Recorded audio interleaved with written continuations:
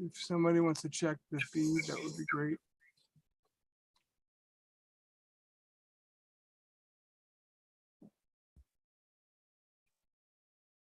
Does anybody see it? I can't check. Yeah, it just came up. It just popped up. All right. All right. Bill, you just joined us. You're live on YouTube, so try to keep it I found it. PG. Yeah. No F-bombs. Whatever it is, I don't know what you said, but don't repeat it. Because then I'll make you go back and edit the whole thing. Let's see how many more people. We'll wait for a few more. So Joe, you don't know if Gary is planning on coming? He had 2 medical procedures in the last week, and I haven't spoke with him today, but he is doing better. But I'm not sure whether he's going to be here tonight or not. Gotcha. Steve, do you know if Tom's coming? I talked to him earlier today, but the subject didn't come up, so I don't know. Yeah. Understand. Let me see if Mark's coming. I believe there's an in-person workshop this weekend too, right? On Saturday at 1 o'clock. Okay, great. Yeah. I think it's 1. I'm pretty sure it's 1. Yeah, it's in my calendar.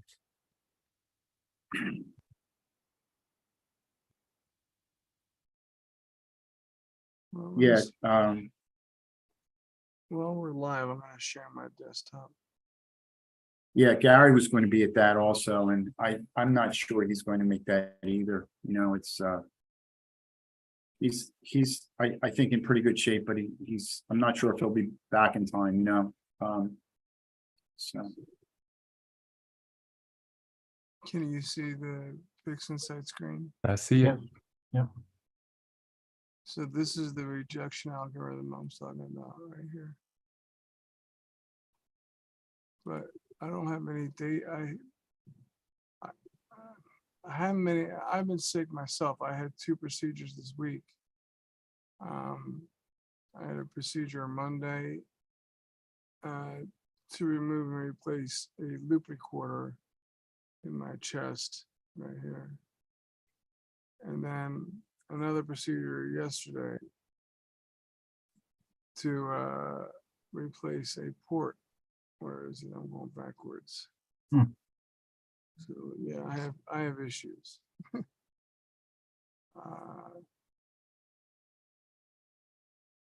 Let's see who's on. Let me see how many people we have on here.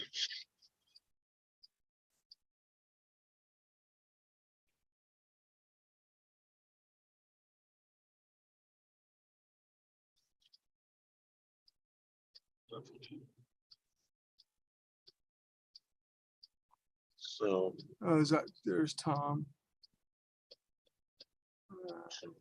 Skip another minute or 2. what is your FT like? We have 12 of us here. I don't even know what to do. So my plan.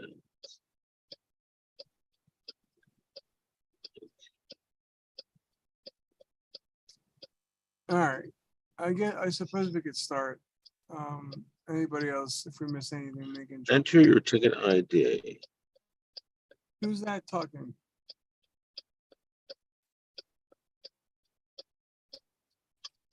Hello.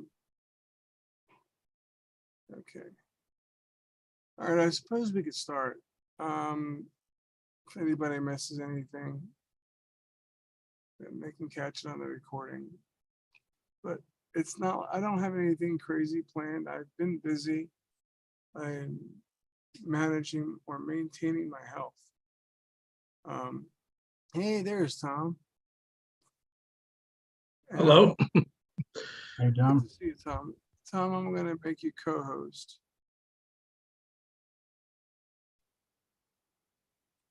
in case for some reason I get bumped off or knocked off, Joe or Tom, you guys can, one of you guys can take over the meeting. For whatever reason, Pico was having blackouts today. I think they're all done. But I guess they were trying to upgrade our service.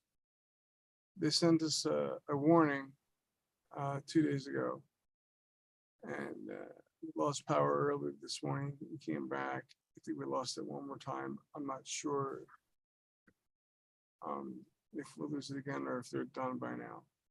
So if I, for some reason, disappear, Tom or Joe, you guys can take over. But I don't have any data here to show you, but the one problem people were complaining about was the satellite trails. There are some methods you can get rid of, like the Winsorized Sigma clipping works well if you have a lot of data. But if you have more data and you have satellites concentrated in one area, I found that the generalized extreme studentized deviate method, if you could say the name a couple times, what a mouthful, works well, works better than the Winsorized Sigma clipping. Also, in PixInsight, if you go through the script here, through batch pre-processing, you guys can see this, I hope.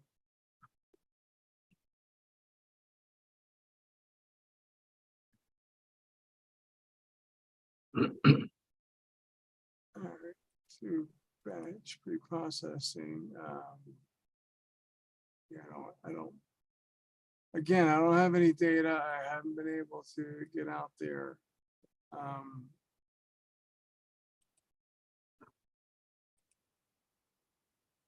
But when you go through this, are you all familiar with this process?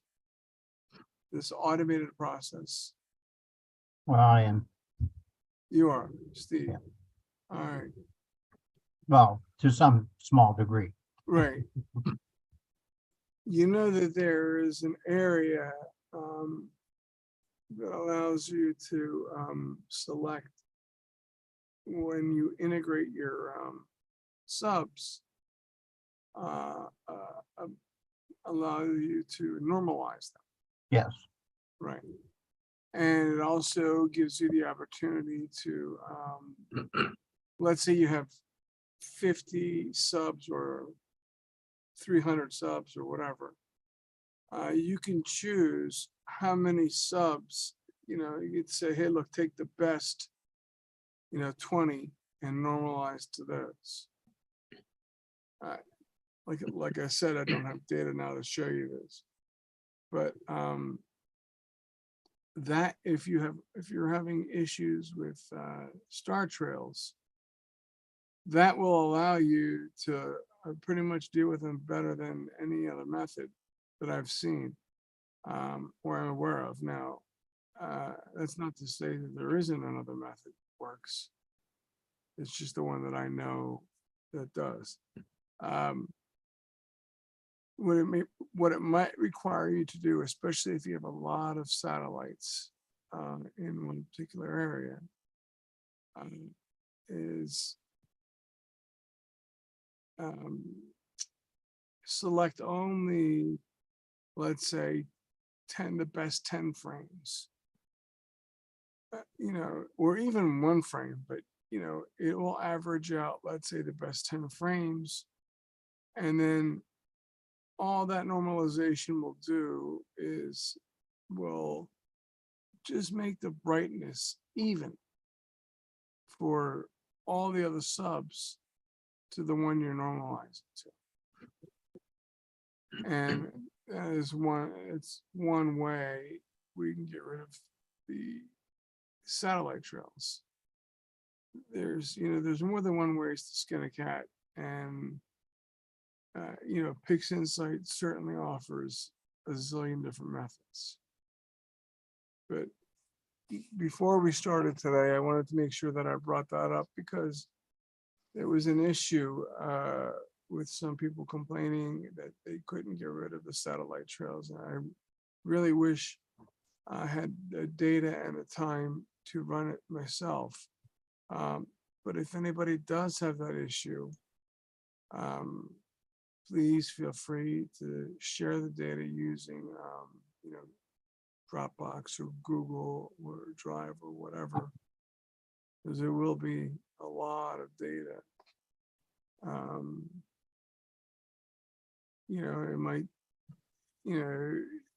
It might take all night for me to download it, but I'd be curious to see this result. Now, I will, when I'm feeling better and have the observatory running again,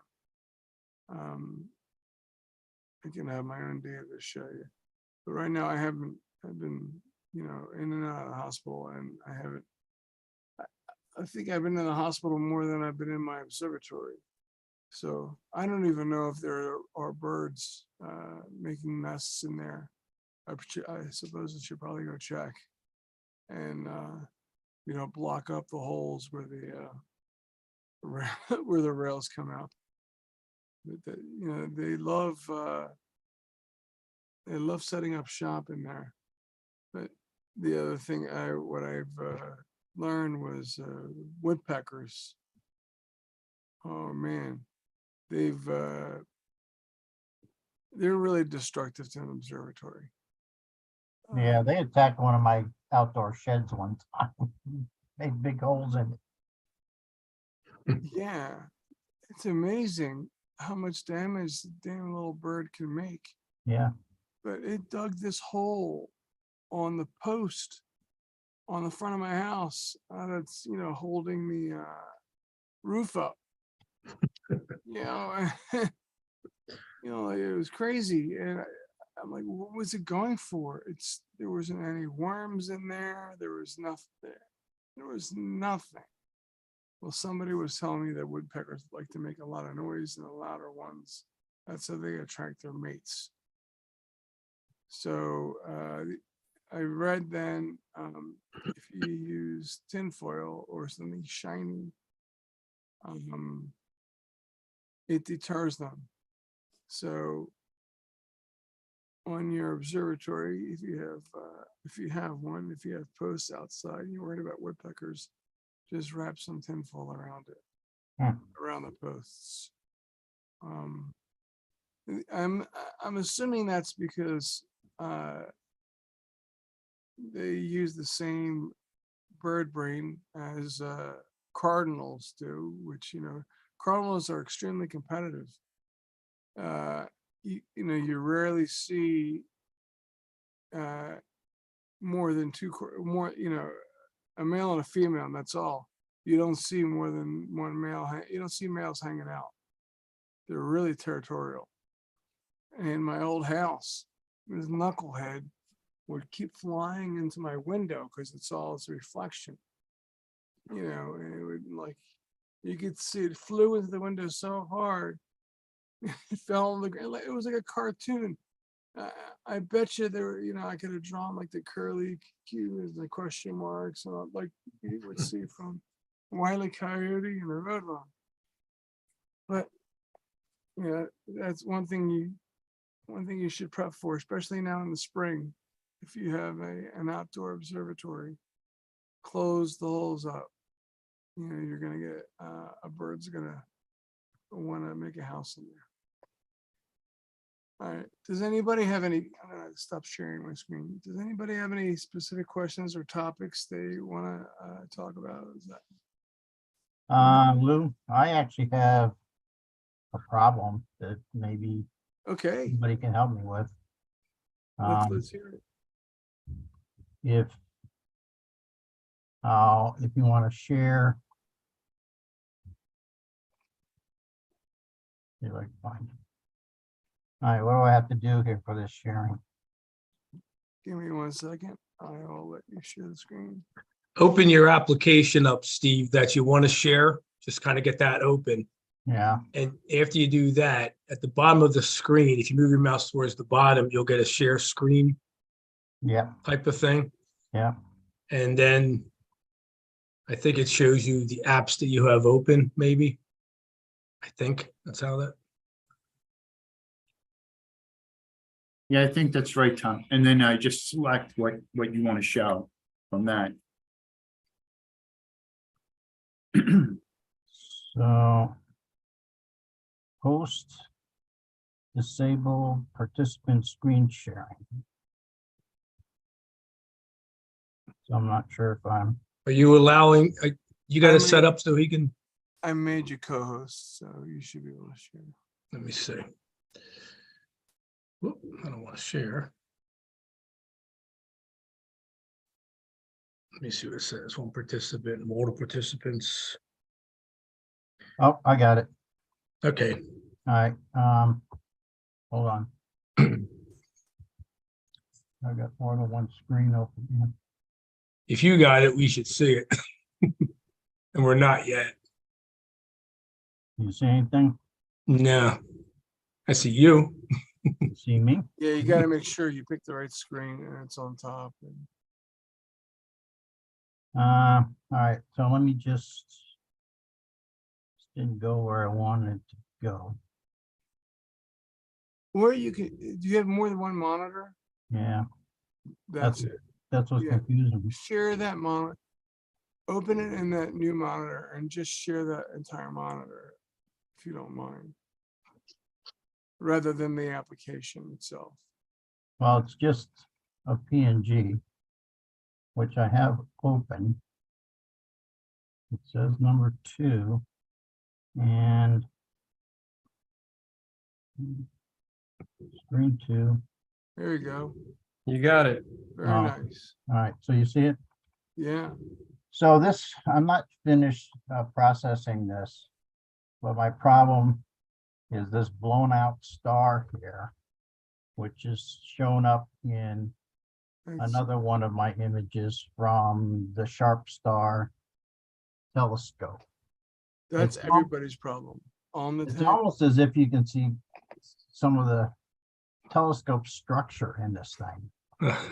Almost getting diffraction rings. Yeah, exactly. Yeah, it's on attack. That's not the uncommon problem to have. So So is there something up front I did wrong or some way of processing that out or what is it? I mean, I know it's a bright star, but actually, Steve, yeah, if I may, somebody else can continue afterwards. Personally, I think you did a fantastic job keeping that star at bay. Normally, you have a lot of glow and glare all around that star. but it's so What you could perfectly try, round. what is it? It's so perfectly round. I don't get It that. is. Well, it's a diffraction ring, it looks like. So, But that's there. I mean, it just that it's the question is how do you guys suppress that? I don't deal with this per se and what I do, but because of the processing, I guess the processing really enhances that. If you were to look at one frame, star probably looks just pretty normal. yes, that's correct. What I would do, have you I mean, there's tried- there's a lot of pictures of this area, Yes, but I mean, normally you have the bright star, which is the inner core that Steve has, but you don't have. It looks like the very, very faint disk. We'll call it a diffraction disk. Probably it's related, but the that normally wouldn't be brought out. I don't think if that was gone, if the halo around the bright star was gone, it'd be pretty normal looking picture, large star, but the ring wouldn't be there, you know? So I don't know if what you guys do to suppress that, but let me ask you. you this must question. work some magic. How, well, first of all, when's the last time you collimated your This telescope? is a refractor. This is my 61 millimeter sharp Okay. star. I'm not familiar with. It looks like it's collimated pretty well. That looks relatively centered in Yeah. the middle there.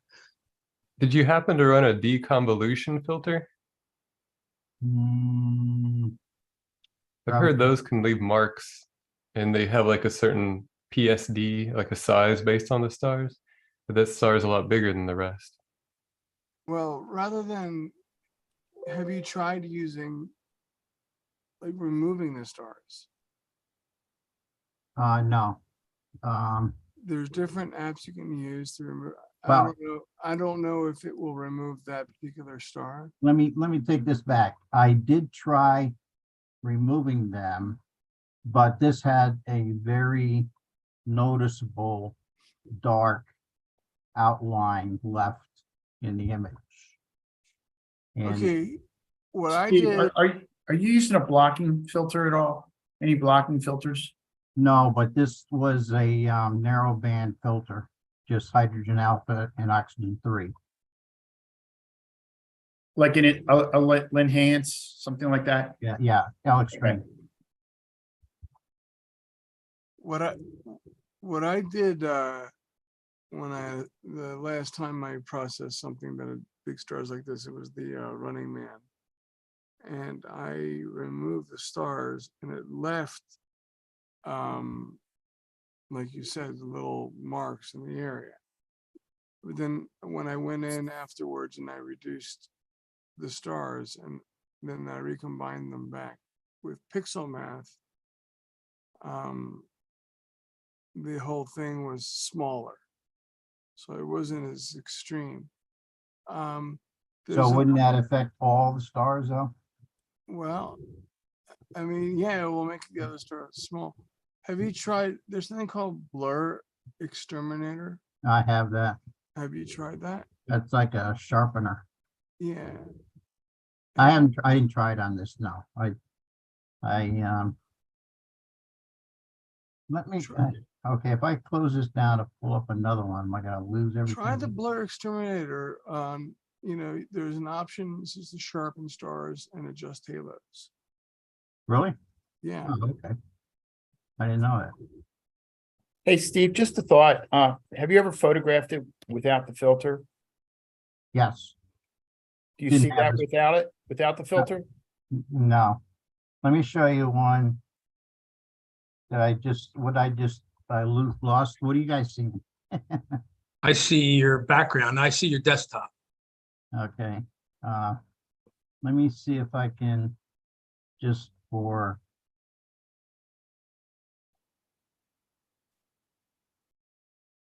Wow, you got some beautiful images there.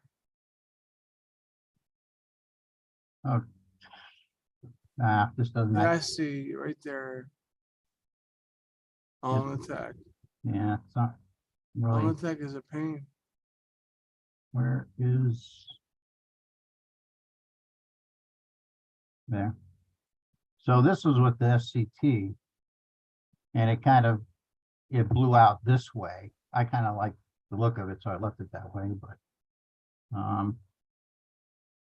it does, it just doesn't look like that really sharp round. And this was with the FCT, not the sharp star. So I don't You know. can sort of see though in that picture, Steve, you sort of can see. Go back to that picture again. It's much fainter, but the disc, you can still see. If you look, don't worry about the wings, but just you can still see you have a disc, Yeah, around the bright star. yeah, But this was processed differently than you're processing now, Yes. right? that's correct. This was processed differently. And this was a UHC filter with a different camera and a different telescope and a different process. This was Astropixel processor. So let me take some notes before I forget what we're talking about here. So the Blur Exterminator, I'll give that, see what the options are on that. Right, the very first option that you can adjust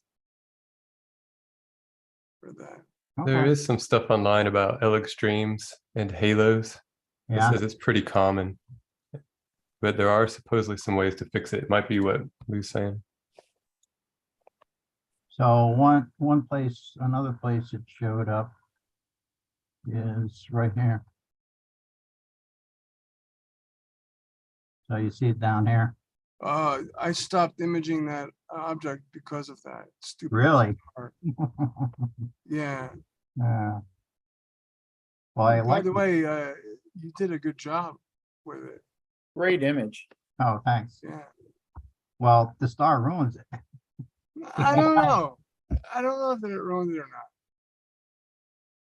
Steve, would- I think you're worrying too much about it. I think it looks great. It's part of the process, Okay, If it Well, was a scientific image, they wouldn't, you know what I mean? Like, Yeah. Yeah. I think it's just nature, it's part of, Yeah, the star itself is going to be really bright anyway, because relatively speaking, it is several orders of magnitude brighter than the nearby stars, yeah. and you're So you pretty, just, and you're digging really deep to get that, you know what I mean? Like you're really, Right. you're shooting here at 6, you're shooting it over almost 5.5 hours. you're scraping the bottom to get that image. Yeah. It Okay. is a Steve. beautiful image, though. Well, this Yeah, is- Steve, Yeah. Steve, if you're concerned, you could put it through Photoshop and just try and replace that color or selectively dwindle that down to the background. Yeah, I'm not very good with Photoshop. Actually, in Lightroom, Steve, if you really wanted to cheat and just get rid of that star like it never existed, but you can go into Lightroom and just do a heel, and you can make whatever size circle you want, and you could circle that in there, and it picks a different part of the screen. So you pick a part like it just has regular stars, you put it in there, and that star is gone. So it gets rid of that. It's a little bit questionable procedure because that Yeah. bright star won't be in your image that it typically would be. So No. someone who knows that area would have it, but yet star would be gone and it would heal. It would look just like the rest of the background. Just wouldn't have any bright star there. Steve, I Well, think, that's good to know, but It's a I bit think, heavy-handed. one of my goals really is to not alter what's really there. Right. Well, that's a very good goal. I would agree with that. I think anytime, you look at that and it gives you, get upset by it, I would have a beer. Like I think that's just part of physics. It's, you know what I mean? Like I would celebrate it. It's not a No. big deal. That's So this is amazing. great. Yeah. I appreciate all of these perspectives because a lot of times I'm not sure myself what to expect. So this is good to know. Yeah, you could take a high dynamic range shot with that and it would work. Not so easily with the other one because it's in the midst of nebulosity. But on this one, you could probably do something like that, in lieu of doing anything else more sophisticated. And in Photoshop, I mean, you could, put it one in one layer, one in the other, and like erase that in the top layer and let the other one come through, and play with, levels and curves a little bit to make it look okay. I think a lot of people do that with the Pleiades when they have a really hard time because the stars themselves are so much brighter than the nebulosity, and I think they use multiple exposures for that. I think some folks do. But man, I wouldn't worry about it. What a great photo, Yeah. Well, thanks. I think it's Um, really Let me testament share, to let me how good share you my are. screen again of the same object of the flame nebula. I used a narrow band H alpha filter. Show you.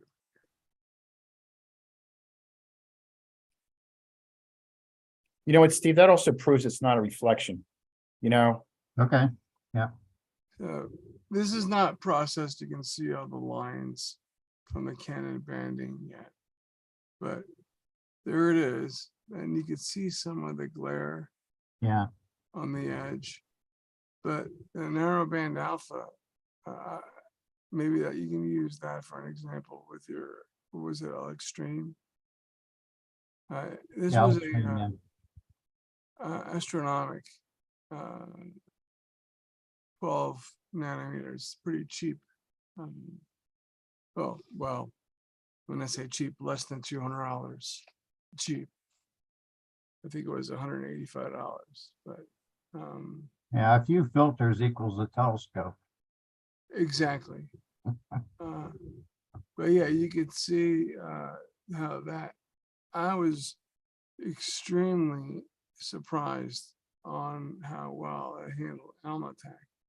So if you want to try again with the other image using an H alpha narrowband filter, you may, no, that's the thing, I don't know the dynamics of a reflector. I mean, I'm sorry, a refractor. I only know, Newtonian type and SCTs. So I guess this is half of a reflector and half of a refractor. But it's a significant difference. Let me see if I can get rid of the banding and see if we can highlight some of this here.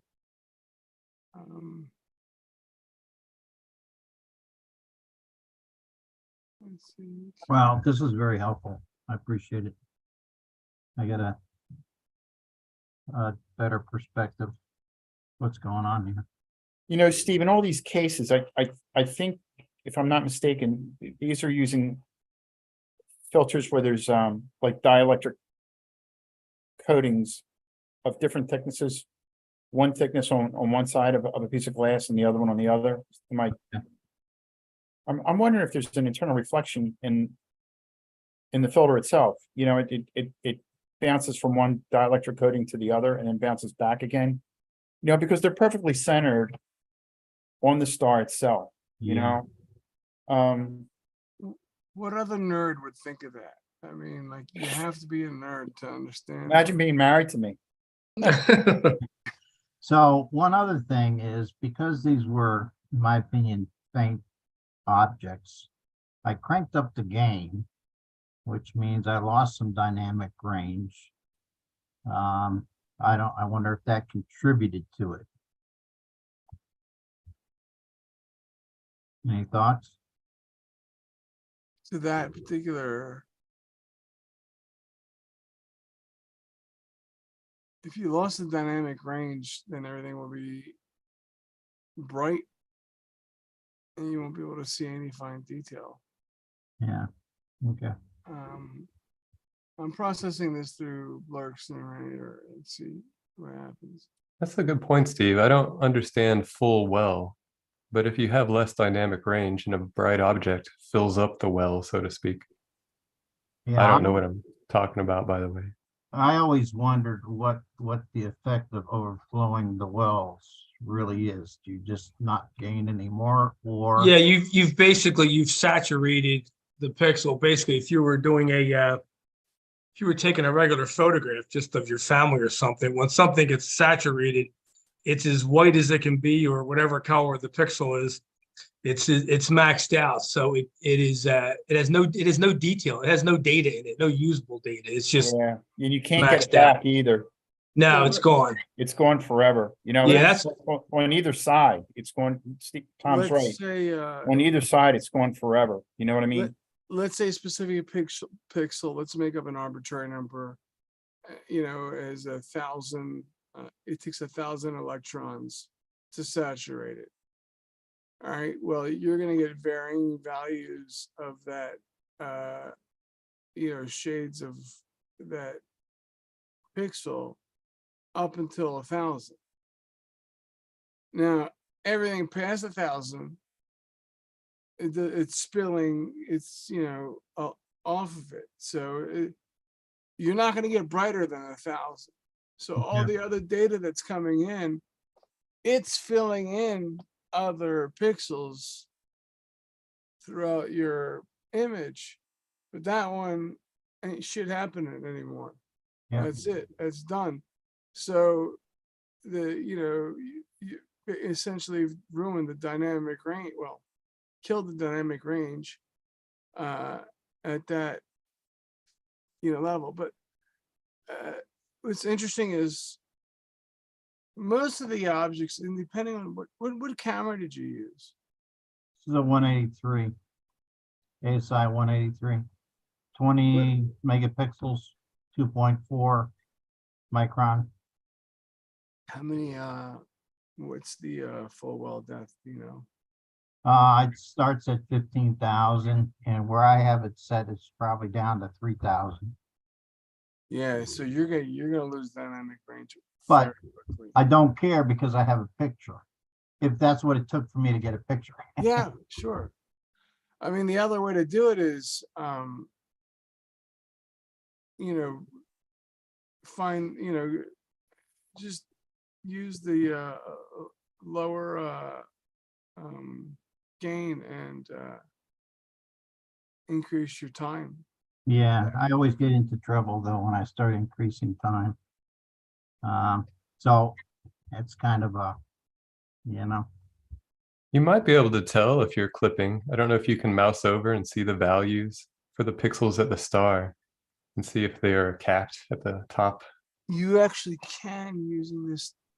Let me see here. I Can you think guys of see it my in screen? audio, like if your mic is too hot, you start clipping. Are you guys able to see my screen? yes. I don't know where it is here. Is it here?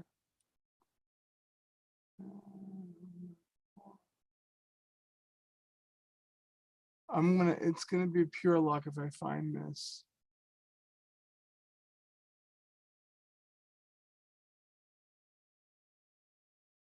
There's a little process in here that gives you the standard deviation. That is a huge menu. PixInsight scares me. I've tried Serial and SharpCap. Oh, don't let it scare you. This is, look, I don't know half this shit. No, I don't, it's great. It's great. but you know what I do know, If I do PixInsight, do I need my eyes done first? you might, yeah, how small, I can't read that either, Joe. I can't. Oh, yeah, is it statistics? All right, now I'm good.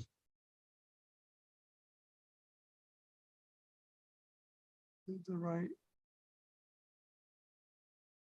Is it the right one? No, that's rejection.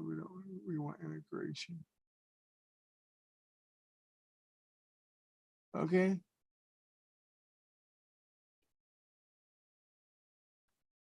So I suppose we can make little preview boxes throughout here.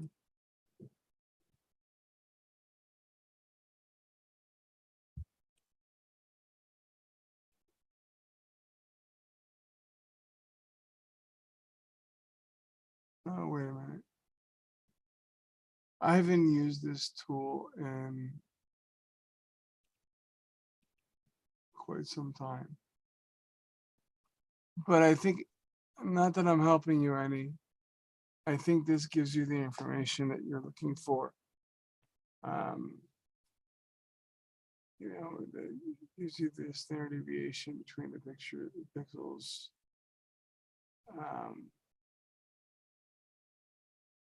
Percent count, all the pixels. The red, the green, the blue distribution. This comes in handy for noise reduction. But now that we have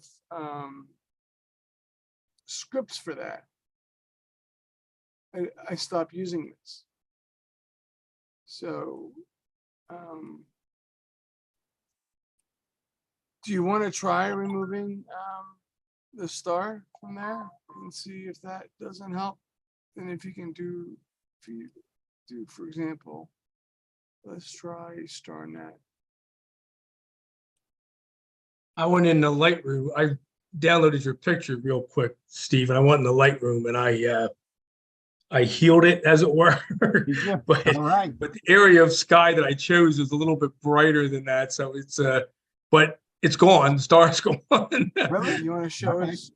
I'll show you the. Yeah, I sent this to Tom a few days ago. There it is there. Do you see it? Oh, yeah, yeah. I got, but you can see it's, Beautiful. it didn't get the right area. You got to be careful what area you're picking, Yeah. but that's the idea. It's really simple to do. I mean, it takes literally seconds. The only Yeah, comment I it's- have But about I this- am really, but from a moral standpoint, and scientific standpoint, and all those kind of standpoints, I really don't like doing this. I mean, because it's You change the universe. yeah. I have my own version of the universe. I mean, if I wanted to, I could have duplicated any part of this all over the place and then say, there you go. Look Well, at this jellyfish. You know? That's how So- they. That's how they. The beginning of Star Trek. You see, like cut and paste of the Flame Nebula, back to back to back to back. Yeah, I mean, so it's a little bit on the hokey side. So Yeah, I'm not condoning that behavior. I'm just Okay, saying what's okay. possible. But you could, I don't know, Tom, you were pretty good at it though. One thing though, I would have to say about that, I think you were a little bit too aggressive on the curves. Okay, Because a Yeah. lot of, the black point was way too high.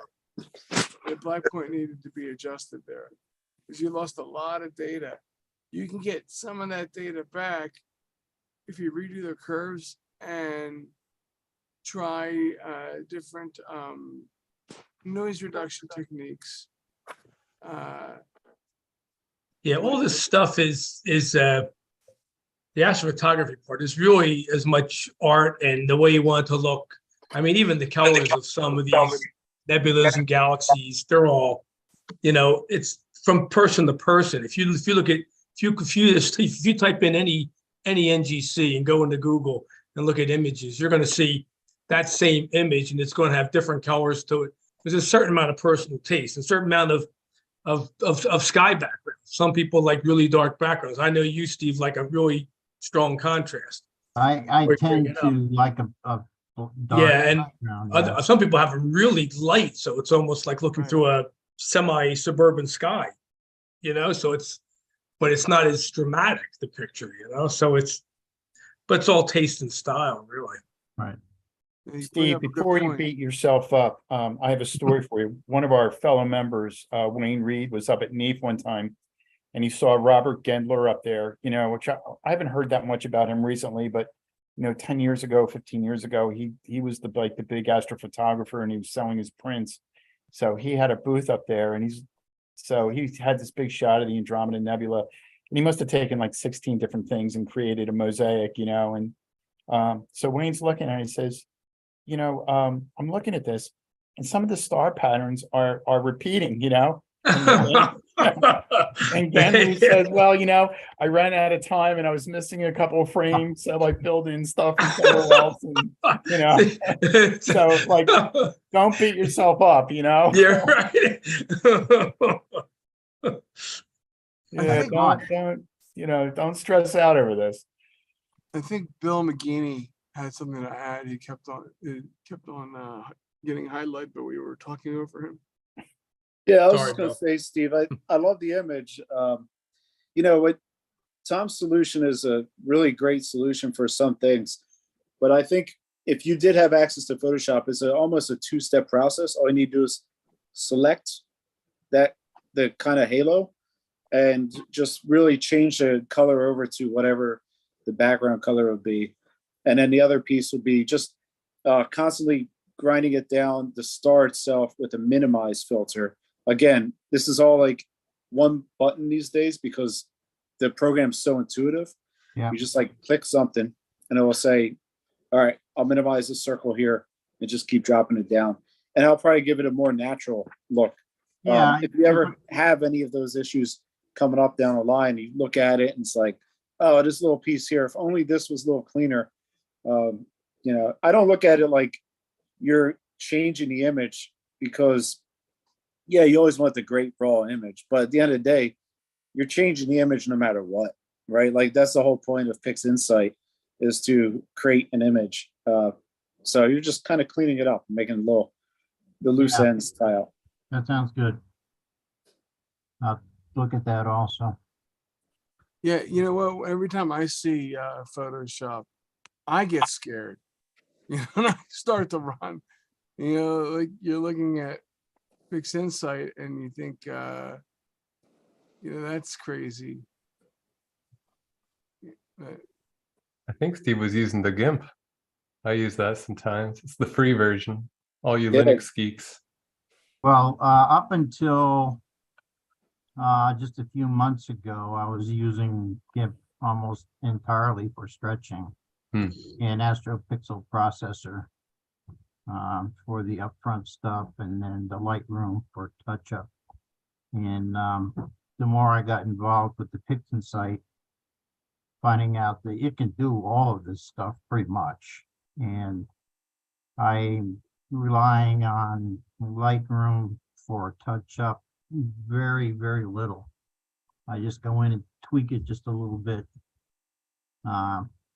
So PixInsight is working out for me. I've got a lot to learn. I'm just following some basic steps that I've learned, and Gary has put some information out. I'm following that, and I'm not diverting from that path too much yet.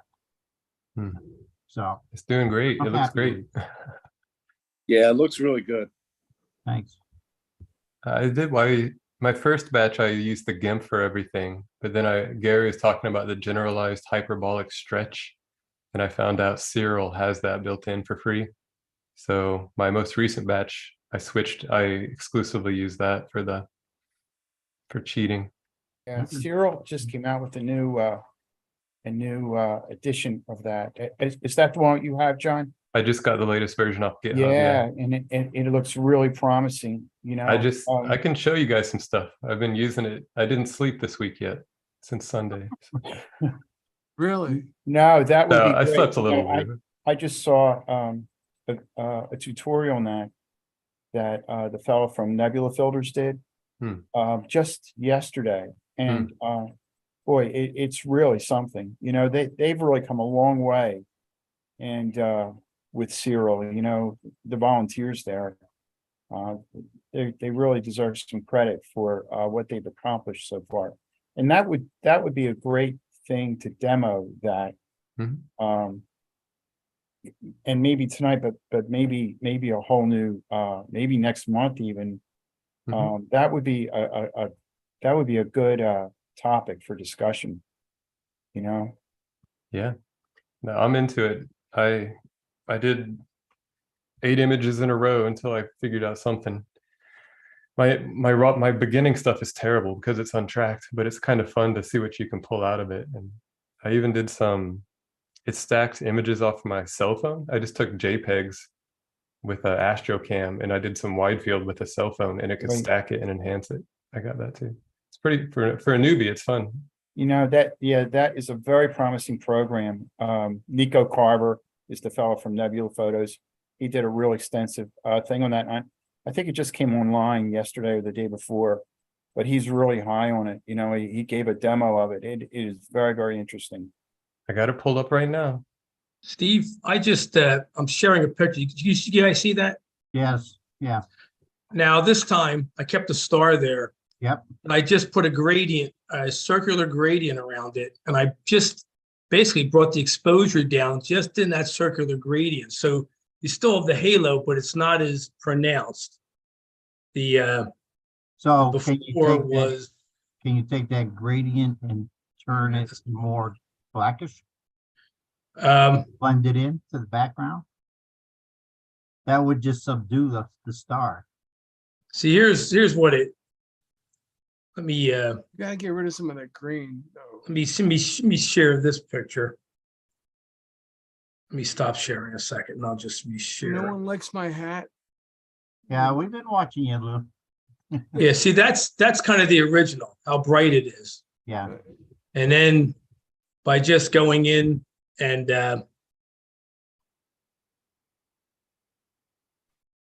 just putting a little mask around it, I can kind of bring it down a got it. bit, Okay, you know? Yep.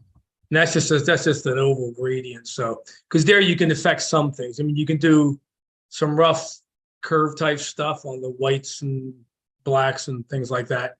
And you can just really crank the exposure down well, on that, just that area, and you can Yeah. feather it out so that it doesn't really Well, that I like, so much better than the whole blown out star. I mean, that's I like it. blends in a little more. I like the blown out star. Do you? Yeah, I like the original picture. Anyway.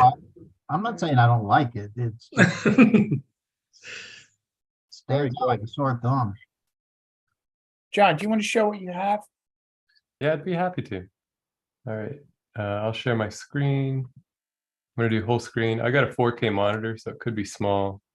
And let me see if I can, I got 4K too. Let me I love see. 4K monitor.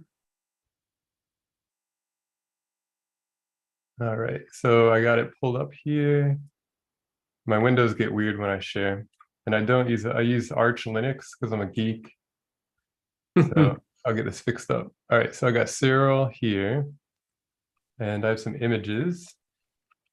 So just to show you, I just made a directory called lights and dumped in 30 JPEGs. Each one was 4 seconds. I used just my phone on a tripod. So if you, these are the subs. I'll give you an example. Well, sorry, it's bright. So you can see my stop sign. You can see the 66% moon. This is literally outside. So it's pretty terrible. Ryan? Yeah, Orion's there. And so I just came in here with Cyril, and you set your home directory to the directory just above. You'll see there's a, if you can see it's lights. The directory lights is in there. So you set your home directory to the one right above it, which I've done. You go into, you just hit scripts, OSC processing, and then you say run script, and then I might get chopped out because it's using all my CPU. You see. I'll run htop. Yeah, I got 12 threads maxed out. Oh, it's still moving. That's good. Yeah, and it takes a few minutes. I can probably cheat and stop it. What CPU do you have? It's a, hold on, let me find it. Yeah, proc CPU info. AMD? Yeah, AMD Ryzen 5 3600. I got a faster one on my laptop, but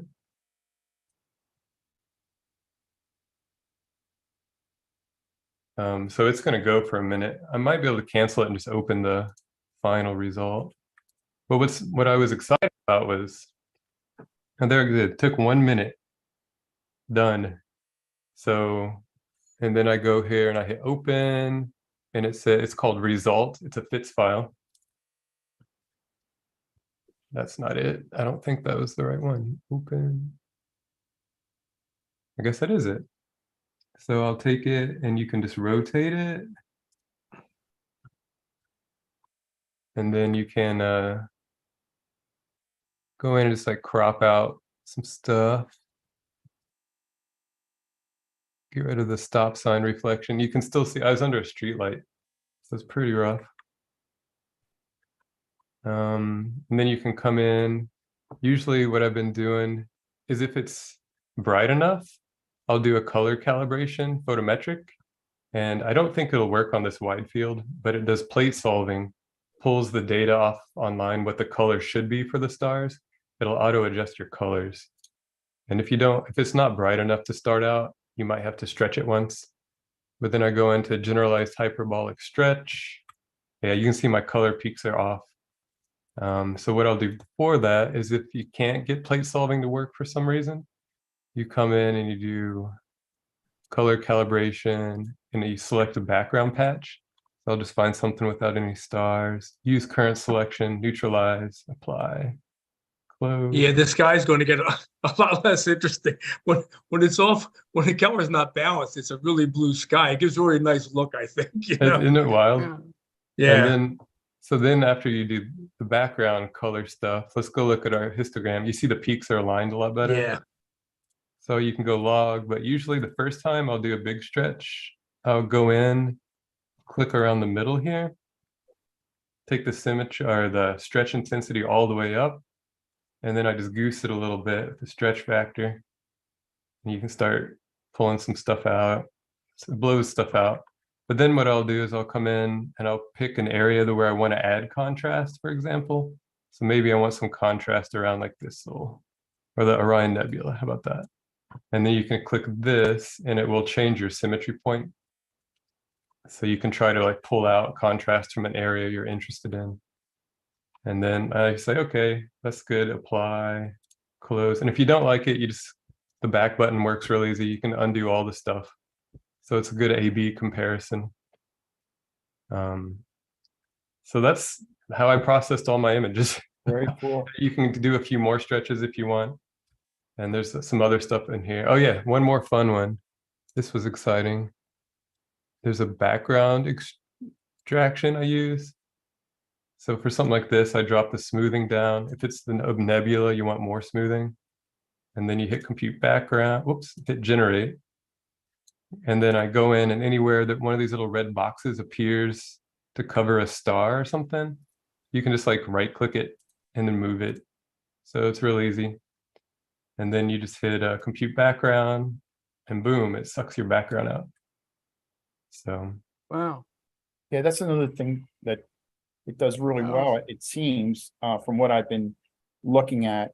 And it also does, you know, plate solving. So it finds those, what is it called? The G2V stars are. So it automatically can do color balancing and stuff. Now, did you put StarNet 2 on here yet? I don't know what that is. Oh, okay, that's okay. Yeah, this was my finished one that I did, and then I went in with the GIMP and annotated it, and then I ran it through ImageMagick to put a montage on it. But Right. This fella, Nico, he has a Linux platform and he was loading StarNet plus on there. And I thought to myself, my brother-in-law's an IT guy. I have to call him because I don't know if it's less complicated on other platforms. One of the nice things about this is that it runs on any platform. It's platform agnostic, as they say. yeah, exactly. It'll run on anything. So it's really something I think. It's very unusual. Yeah, you know, right. I'll look up StarNet 2. I might be able to get it running. StarNet 2. Yeah, I can run all the stuff off GitHub. I'm a computer geek, so. And Tom told me to check out the glob, so I finally got M13 and M3. I think this is like really, they come up really nice and quick, you know. Yeah. The most Really I've strong. done. Those stars are really strong signals, you know. So yeah, I agree. They were fun to shoot. I could actually see it enough in a single frame. yeah, you can see them right away. Yeah, so that's the cool part. Because you're using Sharp Cap and the live stack. Yeah, that's what's really great for EAA. These globs, man, in 5 seconds, you're seeing what you can see through an eyepiece at a medium dark sight. Right. Exactly. When I'm shooting at home, I kind of concentrate on star clusters and things like that. The guy behind me put yet another security light in. You know, I grew a tree to get rid of the first one, and then he put a second one in. So it you know, I could land an airplane in my backyard right now. Yeah, I've got that all around me. It's like ridiculous. Joe, you ever want to come and use my backyard? I just installed an outdoor plug on my shed. Any of you guys? Thank you. I'm Portal 5. Yeah, I might take you up on that. Yeah, well, I was 7 until last week. Oh no. You pushed into 8, huh? Welcome to 8. Welcome to 8. I joined the white zone, I think. Oh. Yeah. It does get darker That's a shame. after 11 p.m. You can see a lot of the neighbors turn the lights off around there, but it's still dark enough. But after 11 p.m., you can actually shoot low or lower in the sky. Right. Technically, when I do astrophotography, at least anywhere around here, I try to limit myself 30 degrees and higher, not necessarily because of light pollution. It's because the seeing it sucks. You know, like especially if I'm doing planetary imaging, the seeing sucks at that level. This is a screen cap of what the glob looks like in EAA. So, and sharp cap. That's, what's that one, what's that, how long of exposure are you at this point? So I'm doing gain 350, a 50 millisecond exposure, which is pretty low. I found that I can't stack faster than about 150 milliseconds. So if I go you're- lower than that, I drop But frame. your total exposure, it looks like, is over 2 minutes. Yeah, I sit there. I feel like I tried Did to you explain stretch this at all? this one right here is stretched within the program. Yeah, you can But- get a lot more than that, because I'll get that much in my first 4 seconds, I'd say 5 seconds. I'm like Oh, that. this is not a stack. This is a single. Oh, okay, it's a single. Okay, well that You're makes looking at a single, but this is and what you're I'm- looking at a really short exposure. Yeah, on yeah. this thing. So I just sit Okay, I there was and gonna like say that's really every minute I have to hit pause, scooch the knob, and unpause. And I right, do right. that. So like I got You've the done most some I pretty got is- wild things for having a Dob, I'll tell you. the most I've got is 10 minutes on an object, and that took forever. It felt like. That's really good. That's great. Yeah. That's Right. great. Impressive. Yeah, you're really eking everything you can out of that Dob now. Yeah, I got to drop $3,000 on a double harmonic drive, I think, to do anything. That's funny. Anyway, I'll stop sharing. Very cool. Yeah, yeah. very nice. Now you're in the city, John? Yeah, I'm shooting. I sneak onto a golf course. This is live streamed. I'm in Mount area north of Philly. I know Probably. the police chief there. Oh, good. No, I'm only kidding. I'm only kidding. I'll tell him you sent me. Um, Yeah, it's pretty rough around here. I've never been You'll to get to a know him dark soon. side. Yeah. Well, it's probably no brighter than my backyard. You know, I think that guy's fracking back there. I'm gonna have to check. Yeah, right. Yeah, I heard the penalty for that sneaking onto golf courses is you know, prison. You know, My sky's really bright, but my neighbors, luckily, I have a row of trees on one side. Neighbors in the back, I have a row of trees, and my house is on the other side. So only one side is really exposed to like where neighbors' lights could come on. And occasionally they put their dog out or something, they'll turn on, it gets really bright, but only for usually 10, 15 minutes, and I can wait them out. Then Right, it's not too bad, you know? Yeah, yeah. right, right. So it's not super bright, right where it's not like glowing inside of my tube or anything, you know? I mean, Right. the sky is terribly bright, but I'm not getting, that nonsense light. Yeah. Yeah. I was surprised how big a difference the moon makes. I got my scope around full moon, and I couldn't see anything. And then after having a couple of new moons, I'm like, wow. Yeah. I can Yeah, see- that's why it makes a huge difference. Yeah. You know, it's funny when I'm at Frank's, up in Blue Mountain. at Blue Mountain. Oh yeah. If the moon rises, like if I had my computer up there, I would notice on the computer. Like I could see on the computer screen before I ever noticed it visually, you know? Like I would see it on the subs. Each sub would be coming in, Oh, and all of a sudden, like the background on the sub would be brighter before I ever noticed it visually. Like wow. it's crazy, you know, 'cause I guess your eye gradually dark adapts, so you don't even notice it initially, you know, but man, the computer was picking it up. Yeah.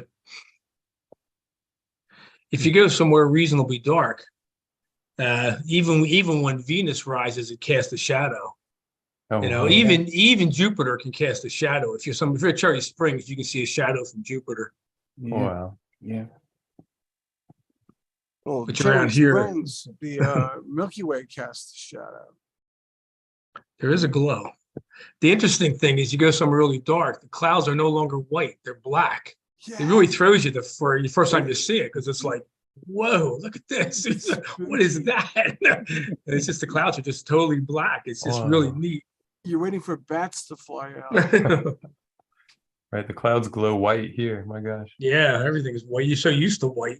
And when you see black, it really really Yeah. something. They're black. It's crazy because they're black on the top and white on the bottom. The exact opposite of what here, you know? Mhm. It's like every time a car pulls in, it reflects off the clouds. It's a black on the top. And one thing about Cherry Springs, they really don't respect that gate anymore. that, you know, people are coming in and out of there. It's gotten advertised a lot, you know, it's been National Geographic, it's in USA Today, and I heard really scary bad things on like the 4th of July last year, happened over the weekend. And it just got way out of control. And I know some people haven't gone back since because people came in without the scopes, not supposed to, set up on the, they started little campfires. They were setting fireworks off actually in the astronomer area. That It was that happened nuts. to me one night when I was there.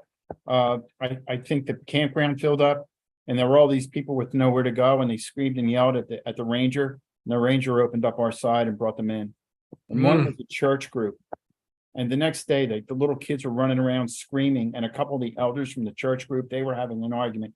This is like 7 o'clock in the morning and everyone's trying to sleep, you know? Yeah, they got to bed 2 Oh, hours ago. man, not good. Yeah. It's gotten rough up there. Yeah, Other than- I never go on the weekend anymore. I'm only there if it's during the week.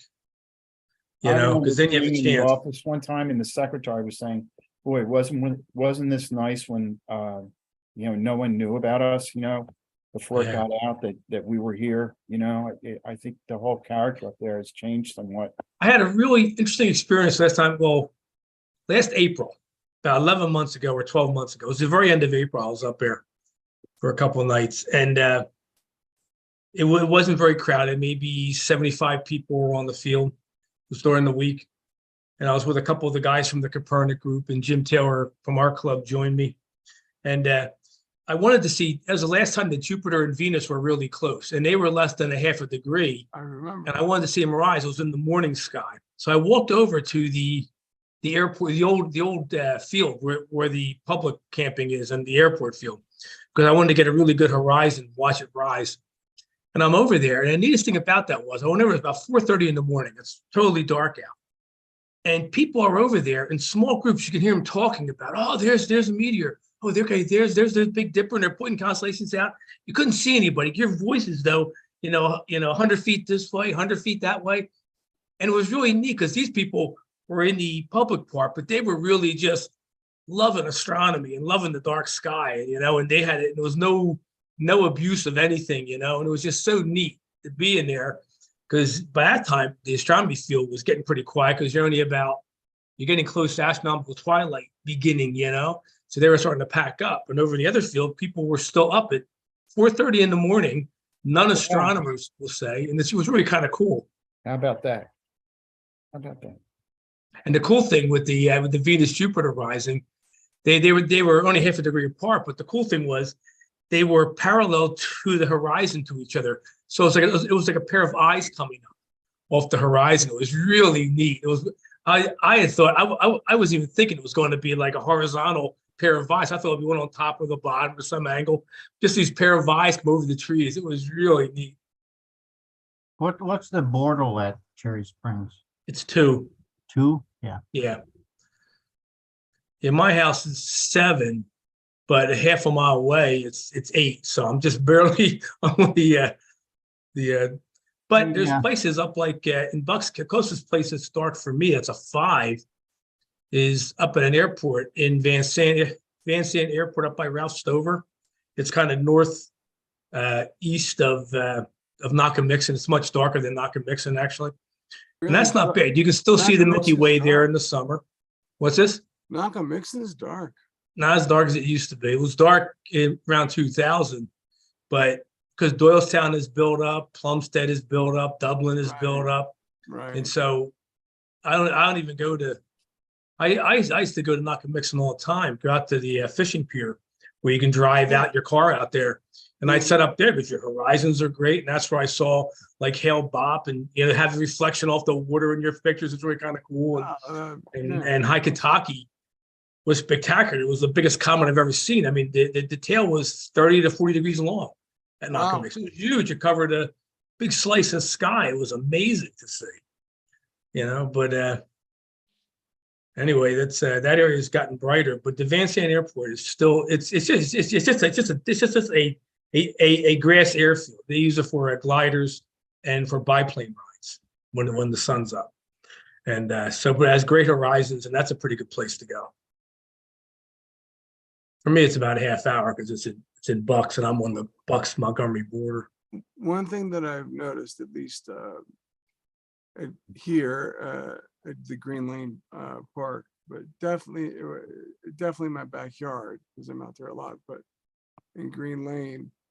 So my backyard, you're kind of secluded because, you know, there's the houses, there's trees, but when you look straight up, you can see the difference. You can see the light domes on the side, but you could see it looks like there's a big figure 8 of darkness. So there is a quite significant, I'd say half the sky is dark. So transfer that over to the park over there by Green Lane.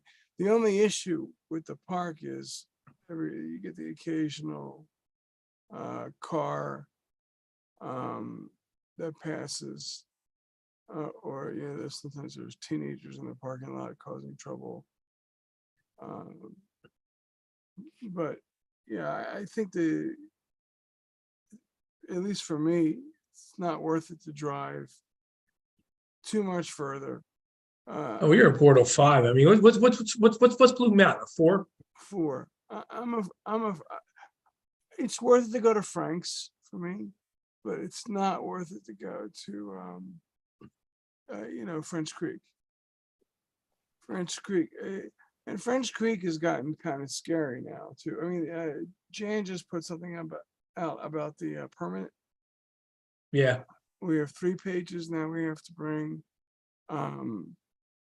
It is a hassle when the park ranger is out there. The last time I was there, I mean, he was. It's like he was going to arrest us. He was wanting to know what the hell we were doing. He's ready to call him back up. I guess he thought these big Dobbs were cannons. You know, he had no Yeah. clue. Well, that is the beauty of Frank's place, is that it's real private.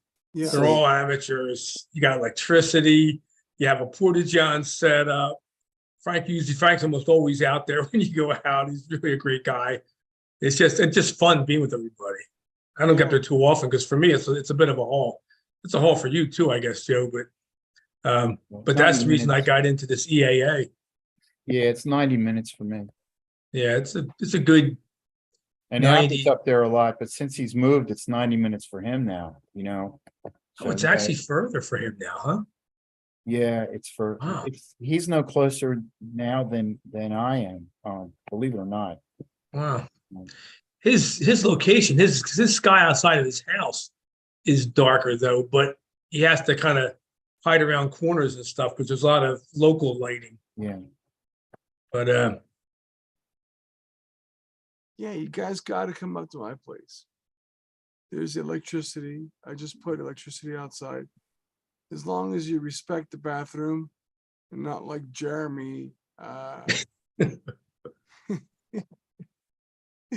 You're welcome to use the bathroom. My wife will make you hot chocolate. You know, she's happy to have you guys. So don't think you're ever intruding. You know, and she's always asking, "Hey, when are your friends coming up again? When are your friends coming up?" So whenever you guys, you know, want a dark sky. Now, one thing, you know, the park, if you're gonna have a group of people, the park is definitely better horizons and better skies. But if you have a handful, 1 or 2, 3 people, you don't want to deal with the park. You know, I have electricity. It might be, you know, it may be worth it for you. But if you bring your own power, the park is definitely a great option. You got the horizons are, you know, almost all the way around. Where do they go? But what would you say, Tom? 10 degrees above? yeah, they're pretty low. The southern horizon, I wish was lower than it was. But yeah, the western and southern horizon are a little bit, they're like 15 degrees. But yeah, you just have to wait an extra 10 minutes for, you know, on the east side, it's a little bit higher too. Yeah, I think 15 degrees is 10 to 15 degrees is the limit there.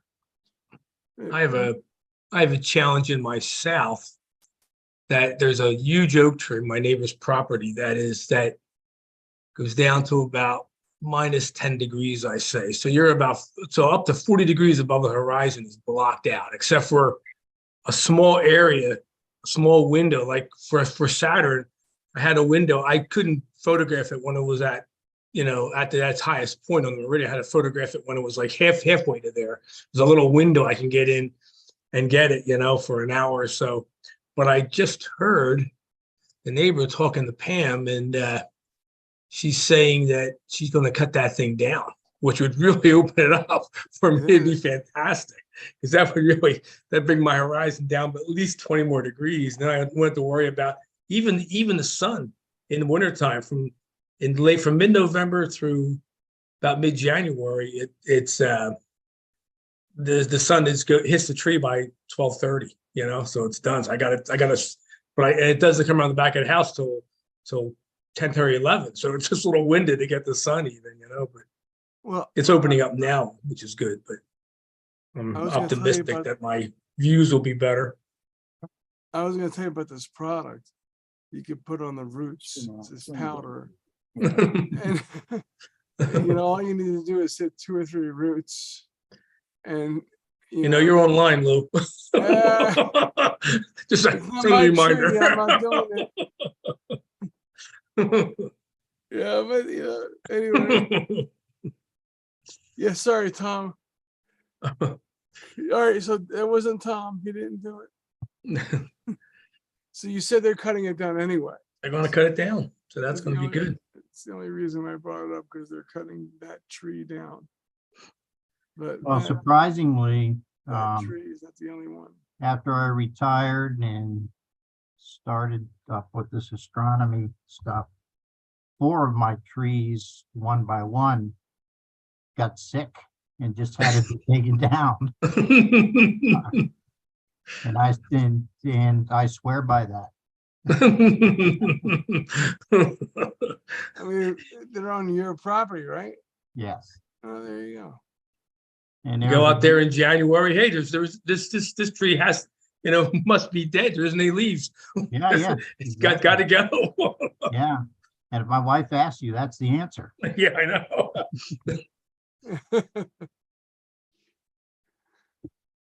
Does anybody else have any other problems they want to discuss or address? Any pictures you want to show off? I'll make a comment that I tried to photograph today Venus and Jupiter in the daytime, which was a bit of a challenge because there was a lot of clouds, a lot of just little tiny windows. So I threw on a solar filter. They're far apart, and I wasn't going to put a 35 millimeter on, or a DSLR. Still call them 35 millimeters. But so I just got my my biggest sensor camera I have for the planetary. Threw it on my 8-inch, because it's an f4, so it's got a short focal length, 800 millimeters.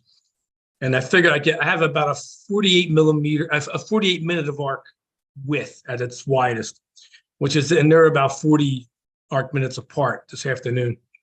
And so I throw a solar filter on, and I get to the sun and I focus, and then I slew over to Venus and I see it. And it's, unfortunately, Venus isn't a crescent. So it's just it's like 88% illuminated or something. So it's just a bright ball, right?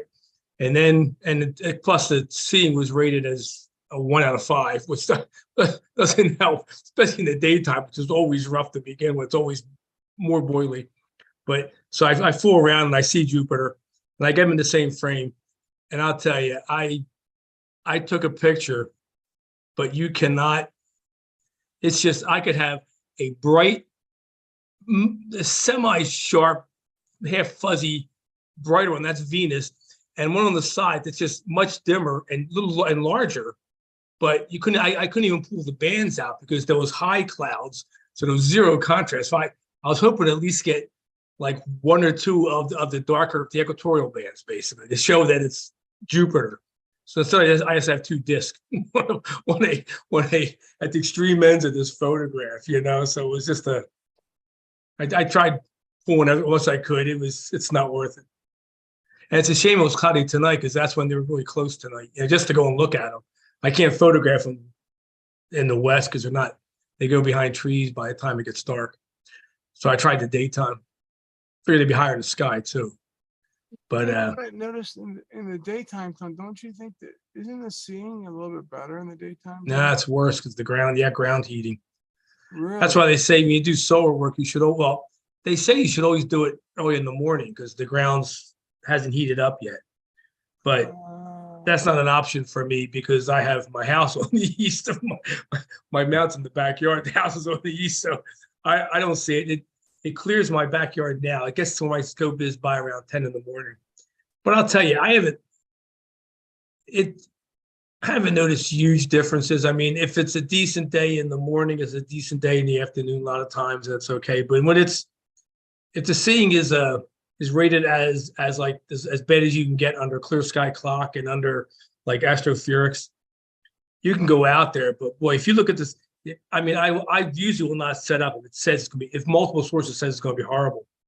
But I was so desperate about 3 weeks ago probably, because I hadn't photographed anything and it's been so cloudy and crappy. And so but there was a lot of activity on the side. So I'm just going to go and bring out a scope, see what I can see. And even visually at like 35 power in my solar scope, the edges are just boiling and boiling, unbelievable visually.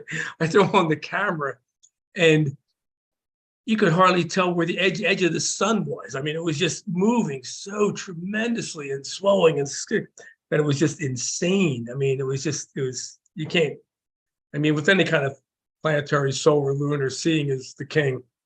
I mean, you can avoid your local problems, but the overall, what's up high, you can't avoid if it's a bad night. But we had a very good fall around here, though. There was a number of, average, above average nights that were really pretty good for a planet, which was good when Mars was around and I remember, yeah. Jupiter and Saturn. That was a lot of fun. Hey, Joe, did you ever get your telescope back? You're muted. You're muted, Joe. Sorry about that. Did you ever get that telescope back?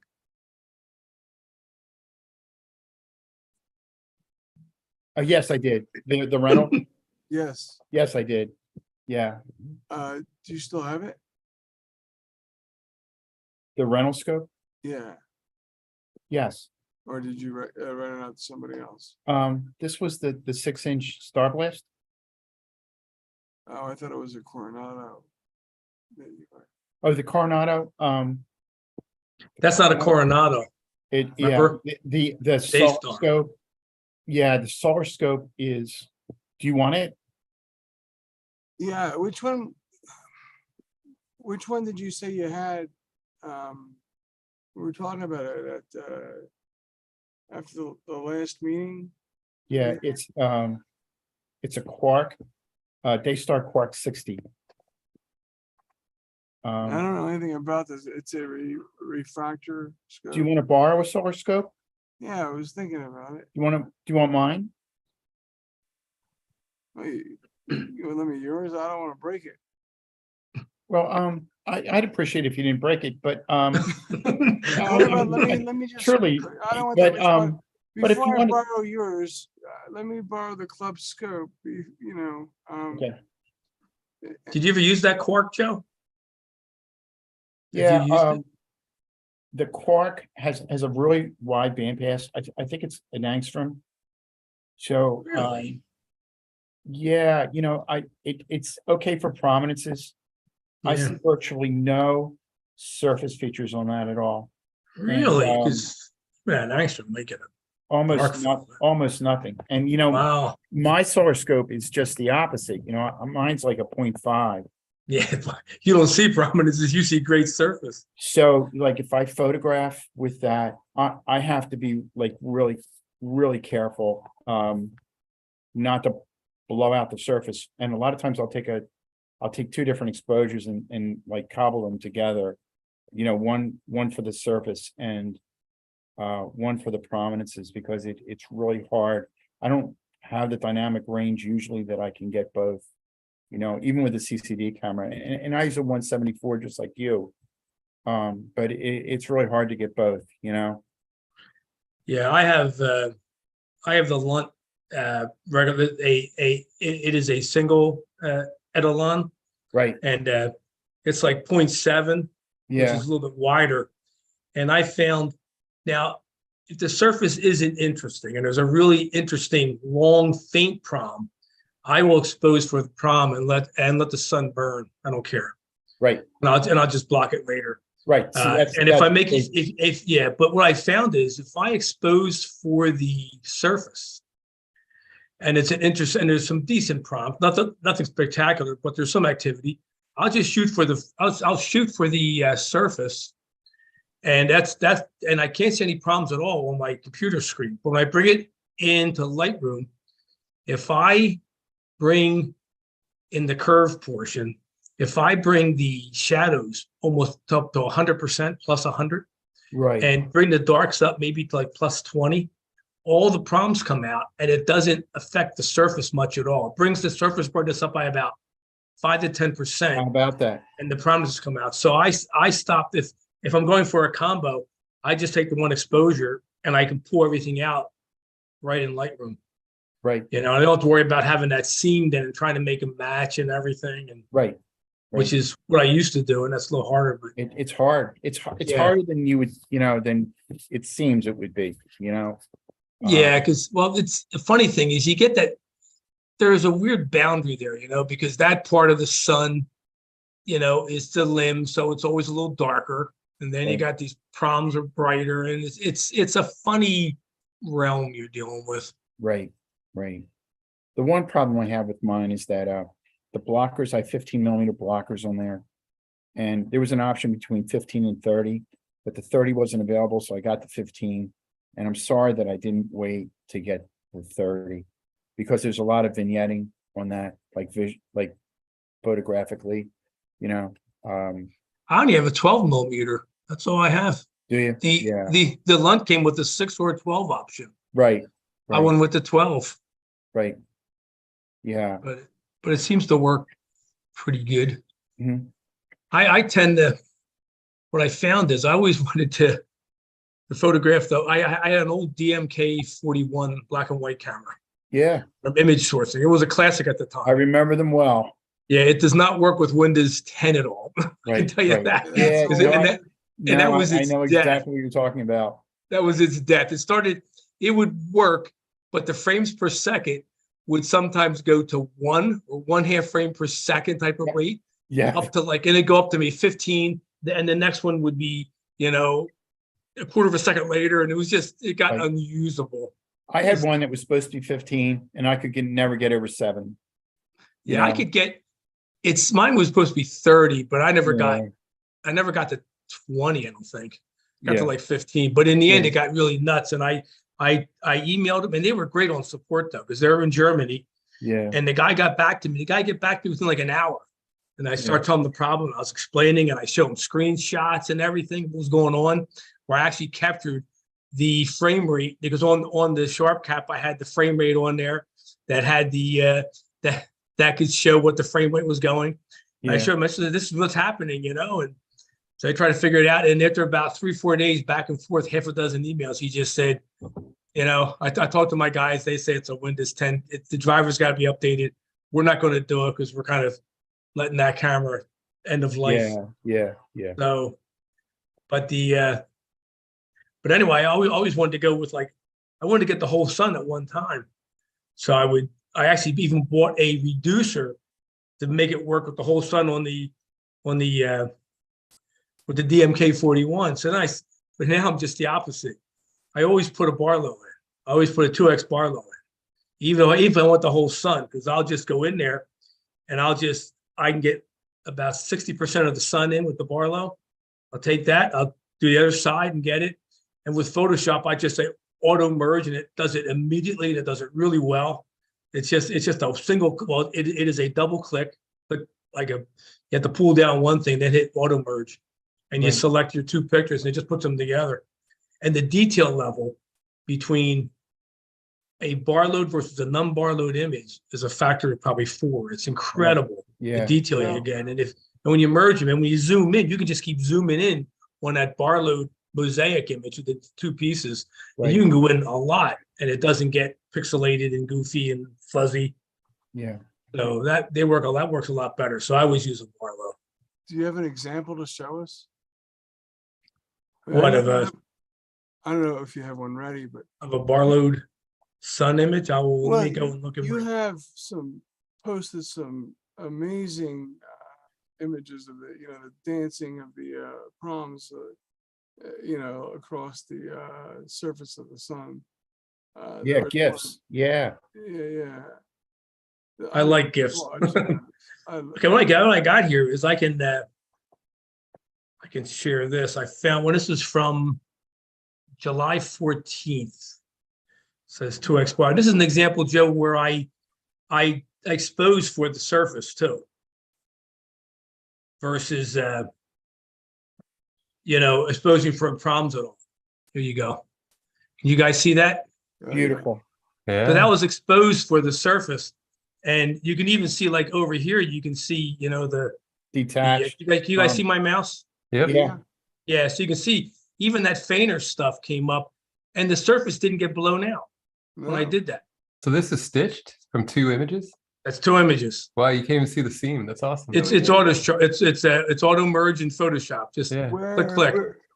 I don't know how to use Photoshop much at all. I mean, really at all. I mean, I fool with GIMP a little bit, and I'm more knowledgeable about that, but I'm not good by any means. But in Photoshop, I'm absolutely terrible. Except for Beautiful, Tom. I can auto merge a picture. I can auto merge a picture with the best of them. One But trick. I don't know if I can. Beautiful. Is it horizontal, vertical, diagonal? What's this? Oh, this is probably a top bottom. That's how I usually do it. What do you mean? So the line would be horizontal. Wow. Let me see if I can. I mean, would it go right through the prominence there?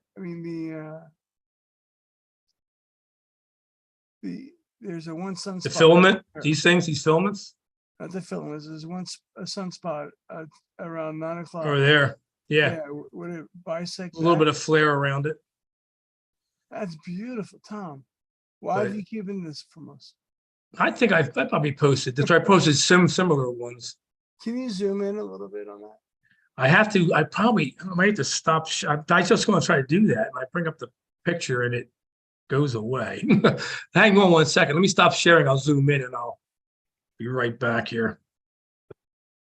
I don't know why it. Okay, now I'll reshare, and you'll be zoomed in a bit. This will be a little bigger.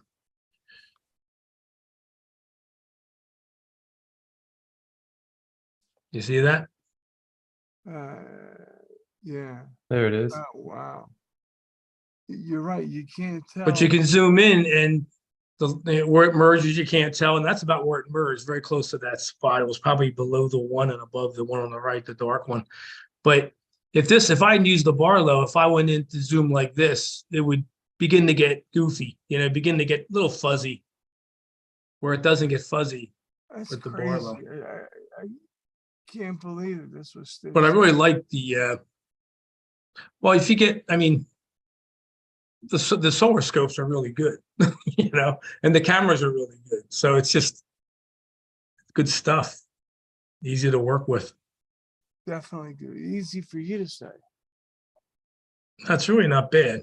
Let me, I probably can't, I'll see if I can pick a different spot here and bring it up a little bit. See if I can. There was one where you had these dancing, proms, I guess. They look like the Three Graces. It was really There's my favorite one. beautiful. Me just, there's another view there of a, but I don't know, you guys seeing my screen or my? Yeah, the bottom of the sun. We're seeing the sun. It's the sun. Okay, good. Because I'm going to, I'm just going to go and there's this one, my favorite. I've gotten into these GIFs because GIFs are fun. Okay, I know what I'll do is I'm going to share this because this is my favorite sun. My favorite sun one. Look at that. Because it took it for about 2.5 hours probably, and you can really just, it's fun to watch some things come up and other things go down, and it's kind of raining and rising, but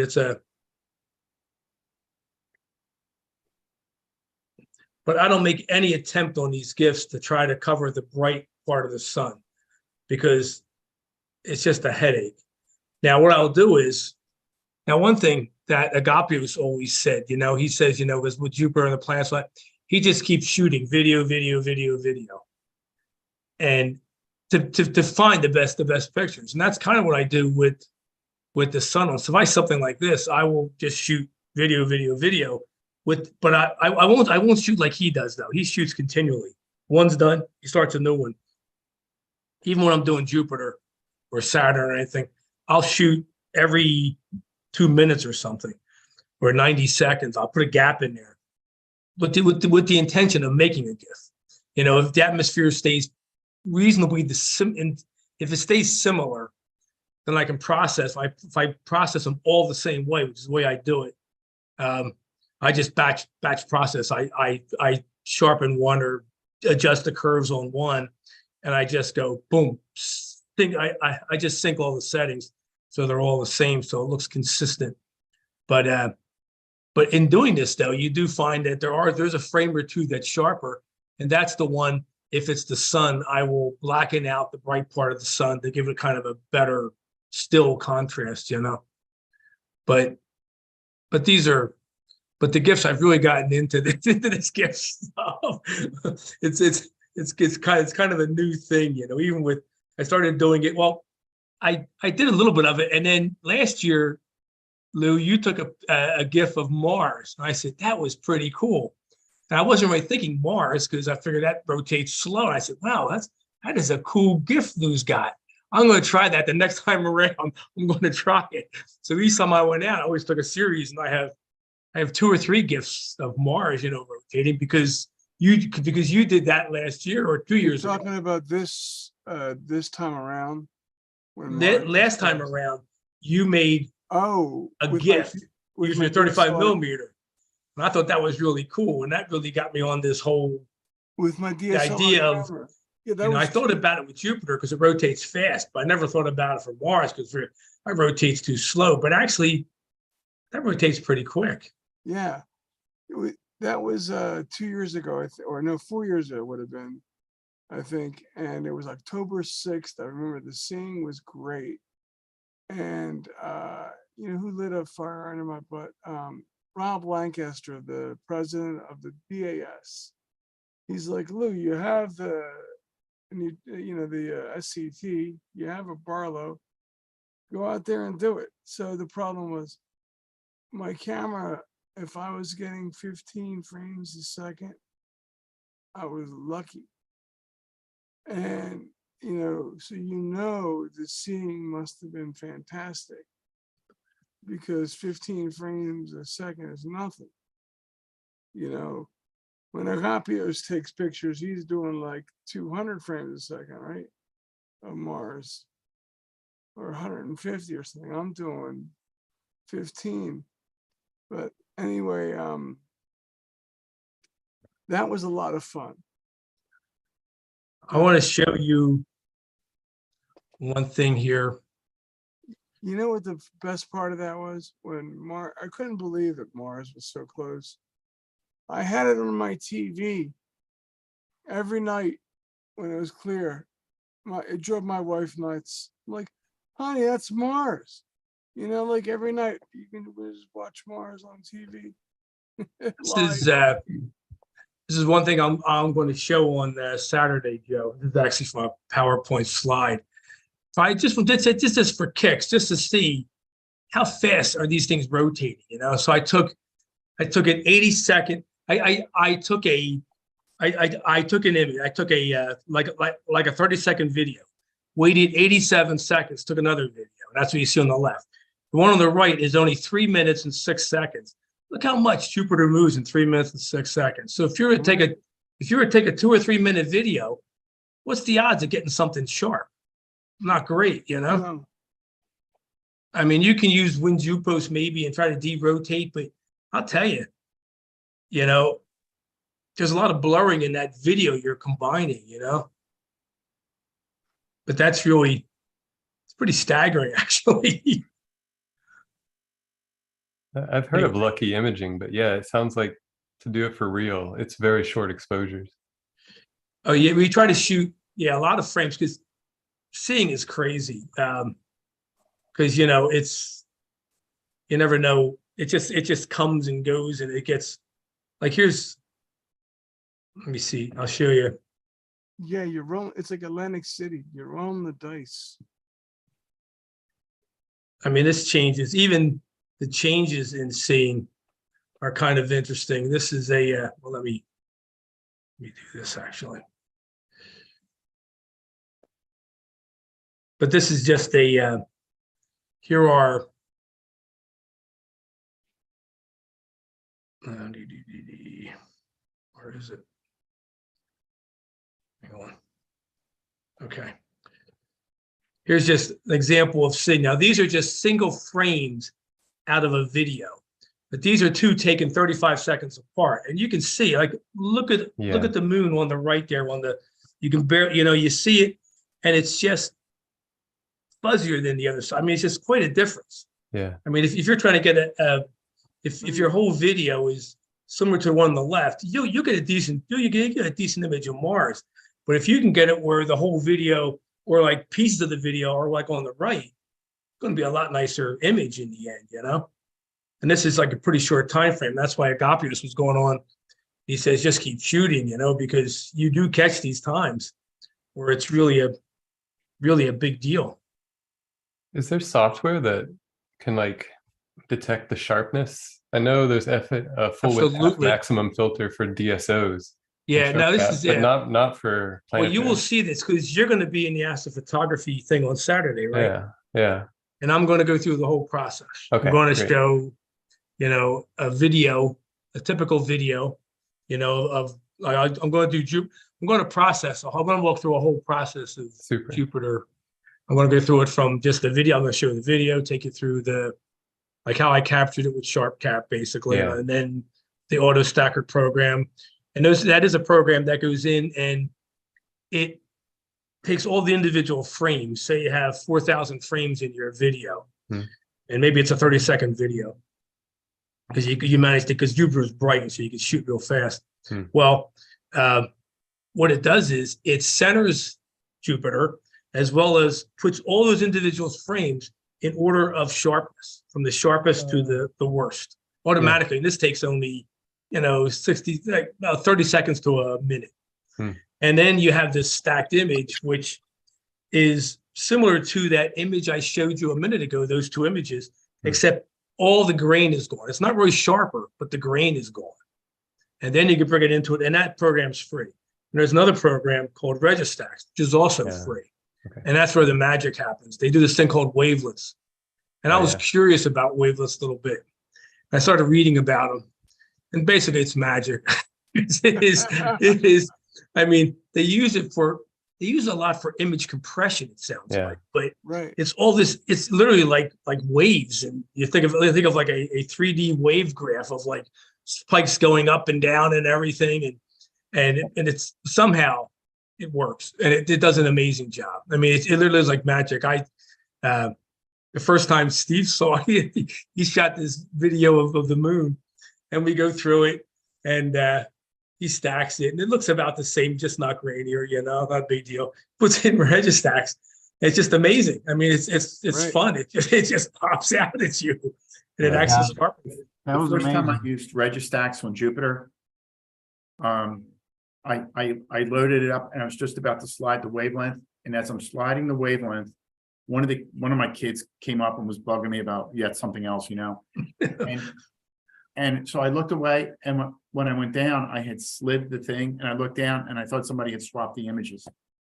I really couldn't believe it. It like a miracle happened, you know? It is. It's really, it's totally magic. It is totally magic. It was a The miracle. trick is learning how to use which layer, and how much to move it, and then Yeah, and you know what? If you read every tutorial is different. right. Every It's because there's magic. different Yeah, everybody schemes uses that different they come things. up Yeah. with. Mhm. And you know what? And the schemes, I think, are different from night to night. You know, Yeah. you might try a scheme and the scene might be one way, but in another Right. way, the scene doesn't, Right. the scheme doesn't work, The scene's really good. You use a different scheme. The scheme. Yeah, I It's got a newer unbelievable. computer in like March or April. So this is the first time with like Jupiter coming around. So I have no scheme saved. I'm at completely empty, Right, this waveless straight up. So I yeah, start playing around with the first night. It's August or something. And I get it where it's pretty good, where I like it. So I save the scheme. I go out September 2nd or so. That scheme's no good. It's a decent starting point, but it's no good. It's not, and I'll Right. start doing it. And a lot of times I'll actually go and I'll actually, in the name, I'll say September 2nd scheme or something like that. I'll say Jupiter 2x bar low or 3x bar low, Yes. ADC, da, da, da. And I'll make it pretty descriptive so I can pull it down and I'll say bar low better sometimes. I do it, because it's a funny thing because wavelets, if you push them too far, you get grain. So that the whole goal was to get as sharp as you can before the grain becomes where it's unpleasant, and that's the trick. And people have different levels of graininess acceptability, Right. and then that's a whole gray area too. Joe may look at my pictures and go, "Man, they're okay, but they're a little over processed, a little grainy, maybe for his liking." And that's probably, and it would be valid. Agapia said that. No, but I mean that's what I'm saying. You might go look at mine and say I'm pushing it or something. Yeah, but I try not to. I keep bringing the noise up while I'm doing it because with those sliders, you have sharpness and you have a noise thing that too, would be noise thing, right? and you have that denoise. I told this once at one point. It's a true thing. Whatever value you have as far as like, because you have the slider, but also you have a number you go up and down, Right. little box you can click on. Yeah. Whatever's in that little box for the sharpness has to be smaller than what your denoise is. So if you have a 0.1 for sharpness, you better have a 0.15 for noise, Right. something like that. Right. Or else you're just going to get a very sharp but very grainy picture. Yeah. We say that again. The noise number has to be smaller than Has to be a larger number. So you have, The box So- on the left has to be larger than the box on the right. yeah. Alright. Otherwise, you'll tend to, Yeah. and if you don't touch the box, because it defaults to 0 for the noise, you just play with the sharpness, you can get in all kinds of trouble. Yeah. But it's funny because everybody does things differently. And even Agapios has said when this seminar, he goes, people say, don't worry about what settings I'm using because yours are going to be different. Even with your equipment. And like Joe said, the night, the target. I mean, what I use for Mars, it's nothing like I use for Saturn or Jupiter. And night to night, I've probably saved 6 or 7 Jupiters that I use as a starting point. And I'll just look at all 6 of them.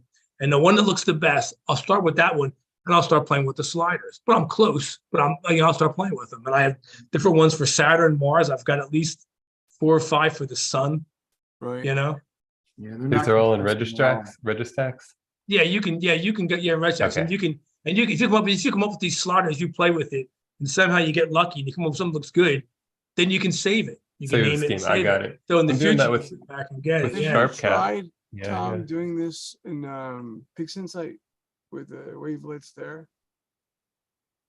I've never tried. I don't know Fix Insight, but Registax, I think Registax is still like the go-to for everybody. I know that there was an article on planetary work that Damian Peach wrote in Sky and Telescope about 2 years ago. And he was talking about the wavelets and different things. And he says he just uses level 3 and 4. He doesn't use 5 or 6 or 1 and 2.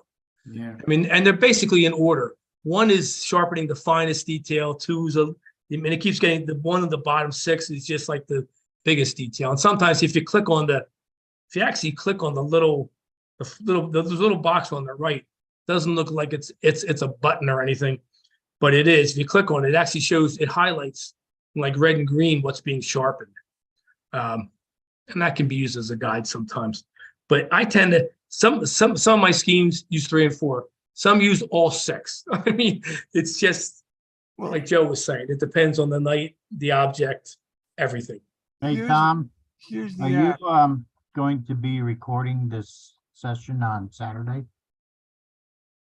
I don't think so. It wasn't recorded last time, right, Joe? Is it It was live? not.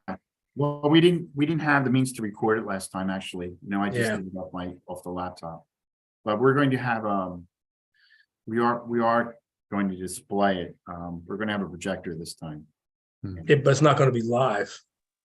I don't believe so, no.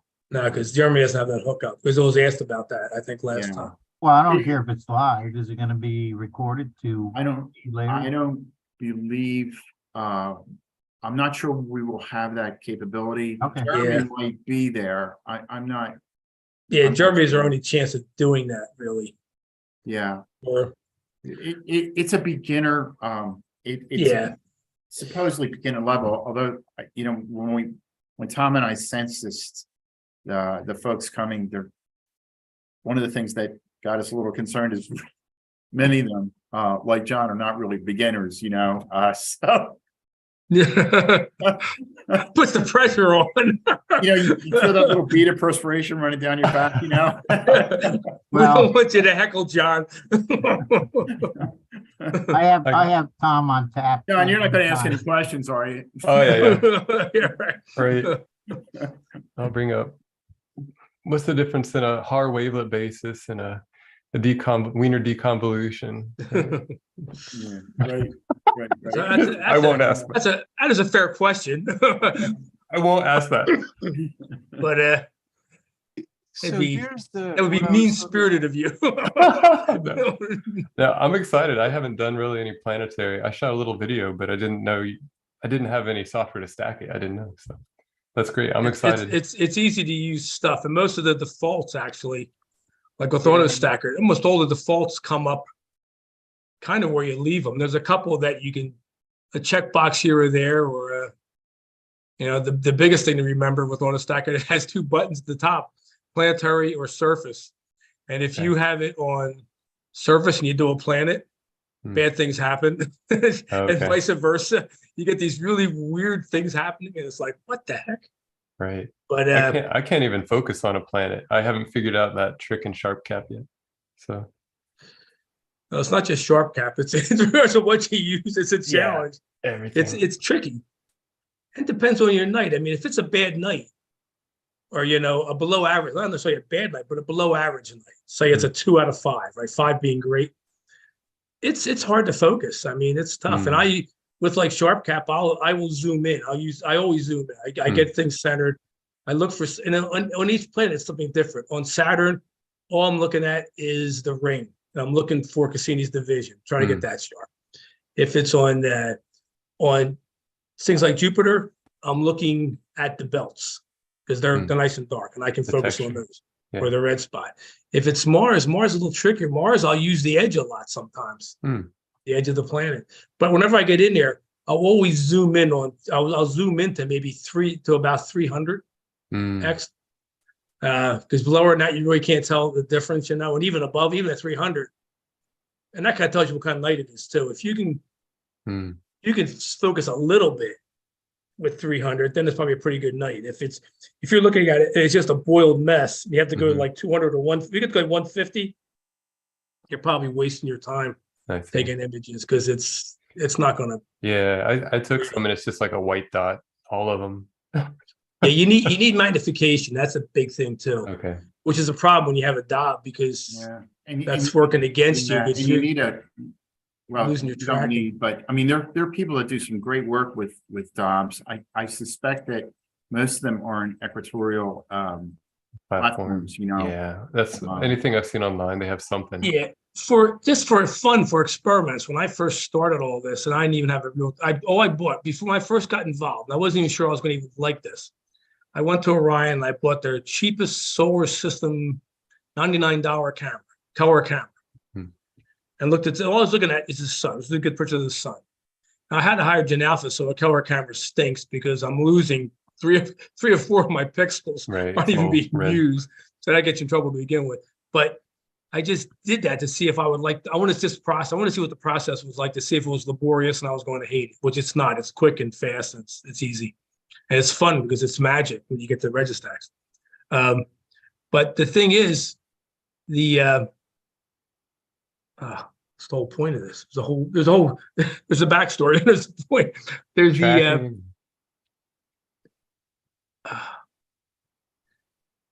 go on. See, I should have started explaining how I got into this, but I know I did. I ran an experiment. All I had was a real old equatorial map, but it tracked reasonably well. I mean, the image would move out, the sun would move out, but it would take maybe 20 minutes to move out. So it was moving very slowly. So in taking a 30-second exposure, it was nothing. What I did is I turned the clock drive off and took a movie having the sun drift with a solar scope. And the image was not significantly worse than the tracked one. It wasn't quite as good, but the stacking, see, if your exposures are pretty short, your exposures are 50th of a second, 100th of a second, you're getting a bunch of these. The stacking's taking care of all the aligning, it's moving all the image around and put on top of one another. So you're not too bad. And that's okay for you could get shots of the moon very easily. Right, it's bright enough. And you could take nice videos. You can get really sharp images. But the planets, you really got to jazz the power up. That's the problem. I mean, you're using focal lengths in the order of most of my pictures this year. My focal length equivalent in inches was like 173 inches. Oh god, pretty long. Right. So without it's moving tracking, quick. it'd be out of frame so fast. Yeah, and the thing is, you actually don't even use the whole frame of the camera. You want to kind of squish it down so your frame rate goes up. So you're not transferring as much data, from There's the like camera. windowing or something. You can. Yeah, with Sharp Cap, you can choose. There's a pull down menu on the right hand side when you put a camera on, and it just shows you, and it gives you a whole list of standard ones, which is about 50.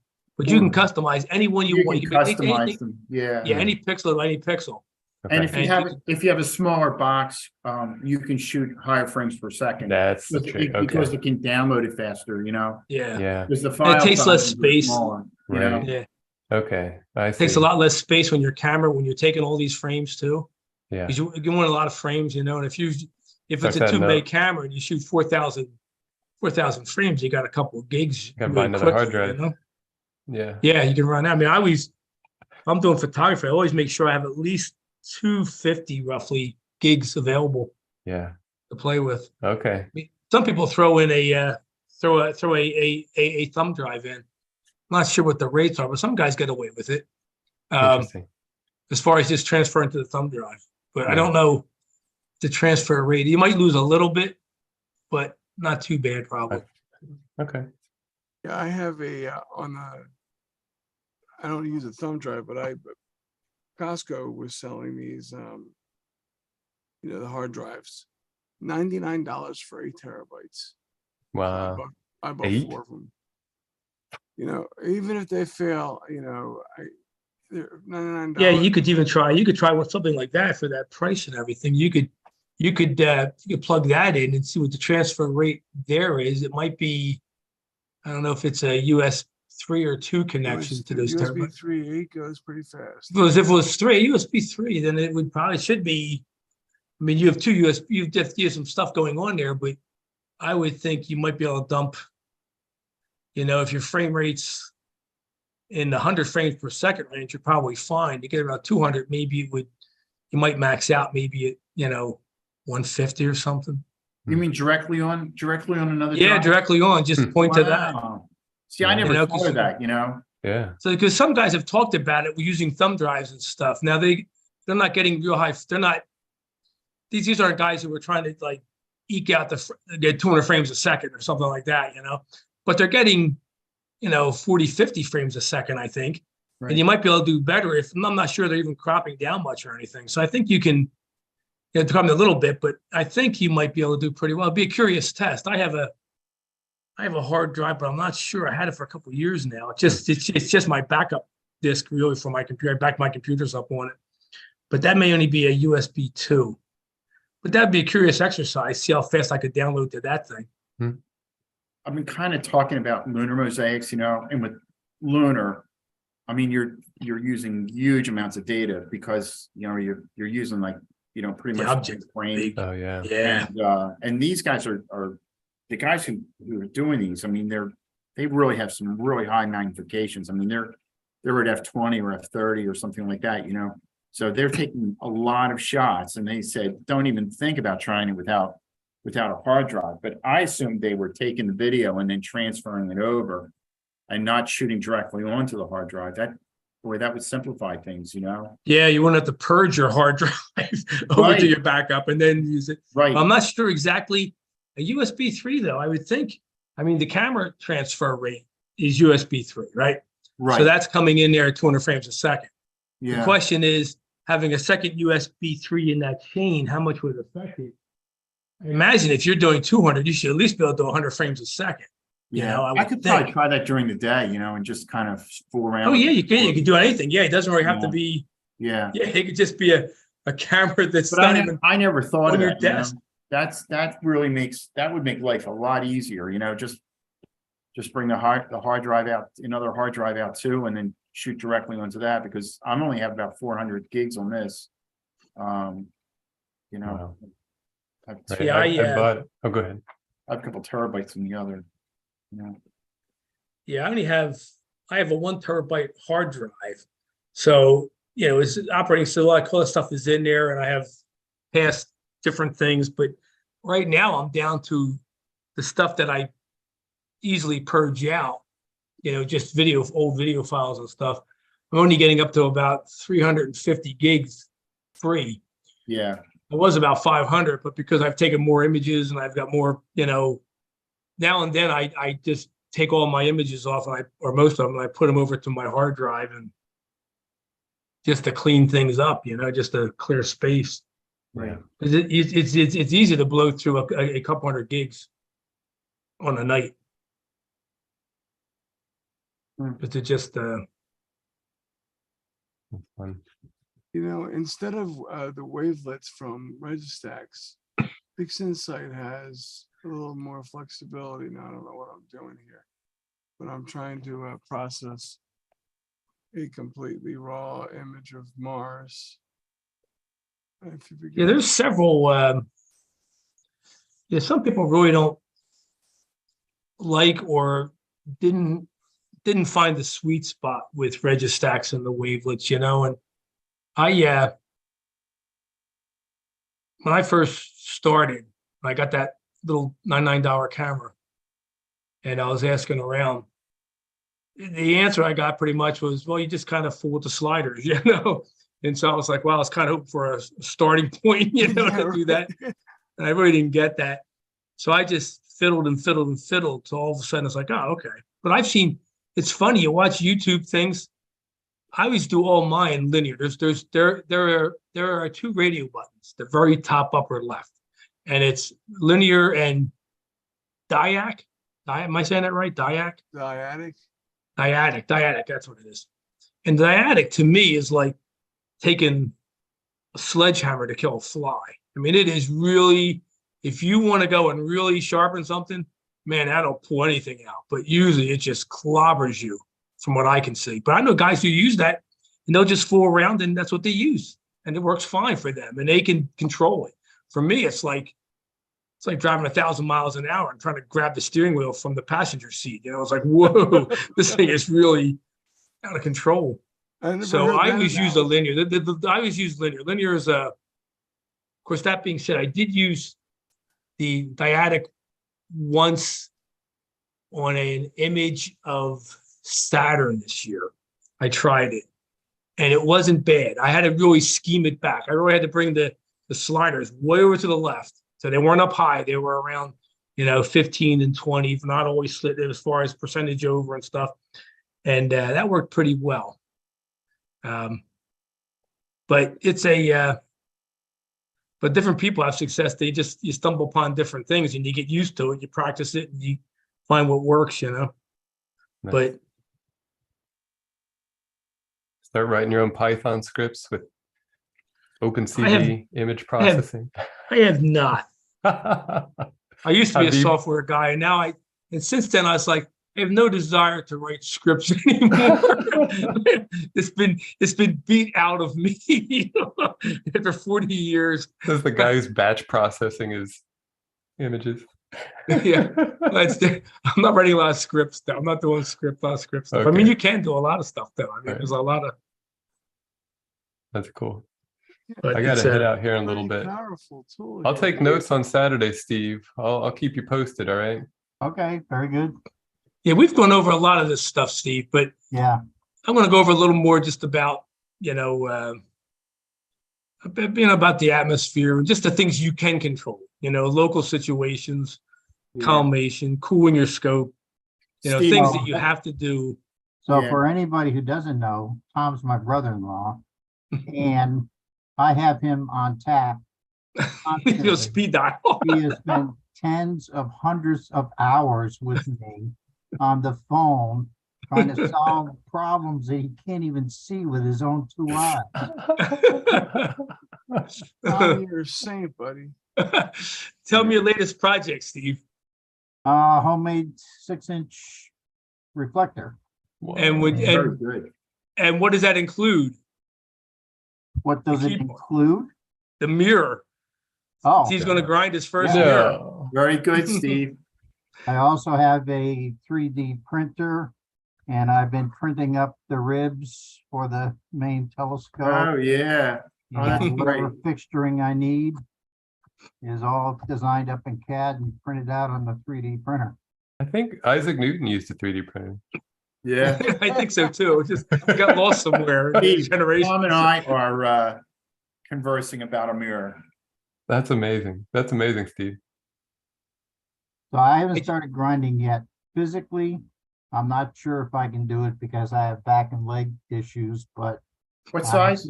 setting up a special table in the garage, What size, Steve? 6-inch. Oh, you'll be fine. Yeah. Going to make a 6F6. Yes, I'm So good. it should be pretty good. That's perfect. Awesome. Hey, All right. this- Hope to see some guys Saturday. Until Yeah. next time. Cheers. Yeah, Have I'm a gonna great run night. too. I Yeah, got I got to go. Thanks. Yeah, But- Tom, where is this? The On Saturday, Yeah. it's at Radnor. Around Usual what- spot, what usual time? meeting plot. What time? It's 1:30. yeah, well, 1:30. We show up. I think the people show up at 2, All right. half I'll hour. have to So look Ross, at it's it. or maybe we show up at 1 and it's 1:30. It starts.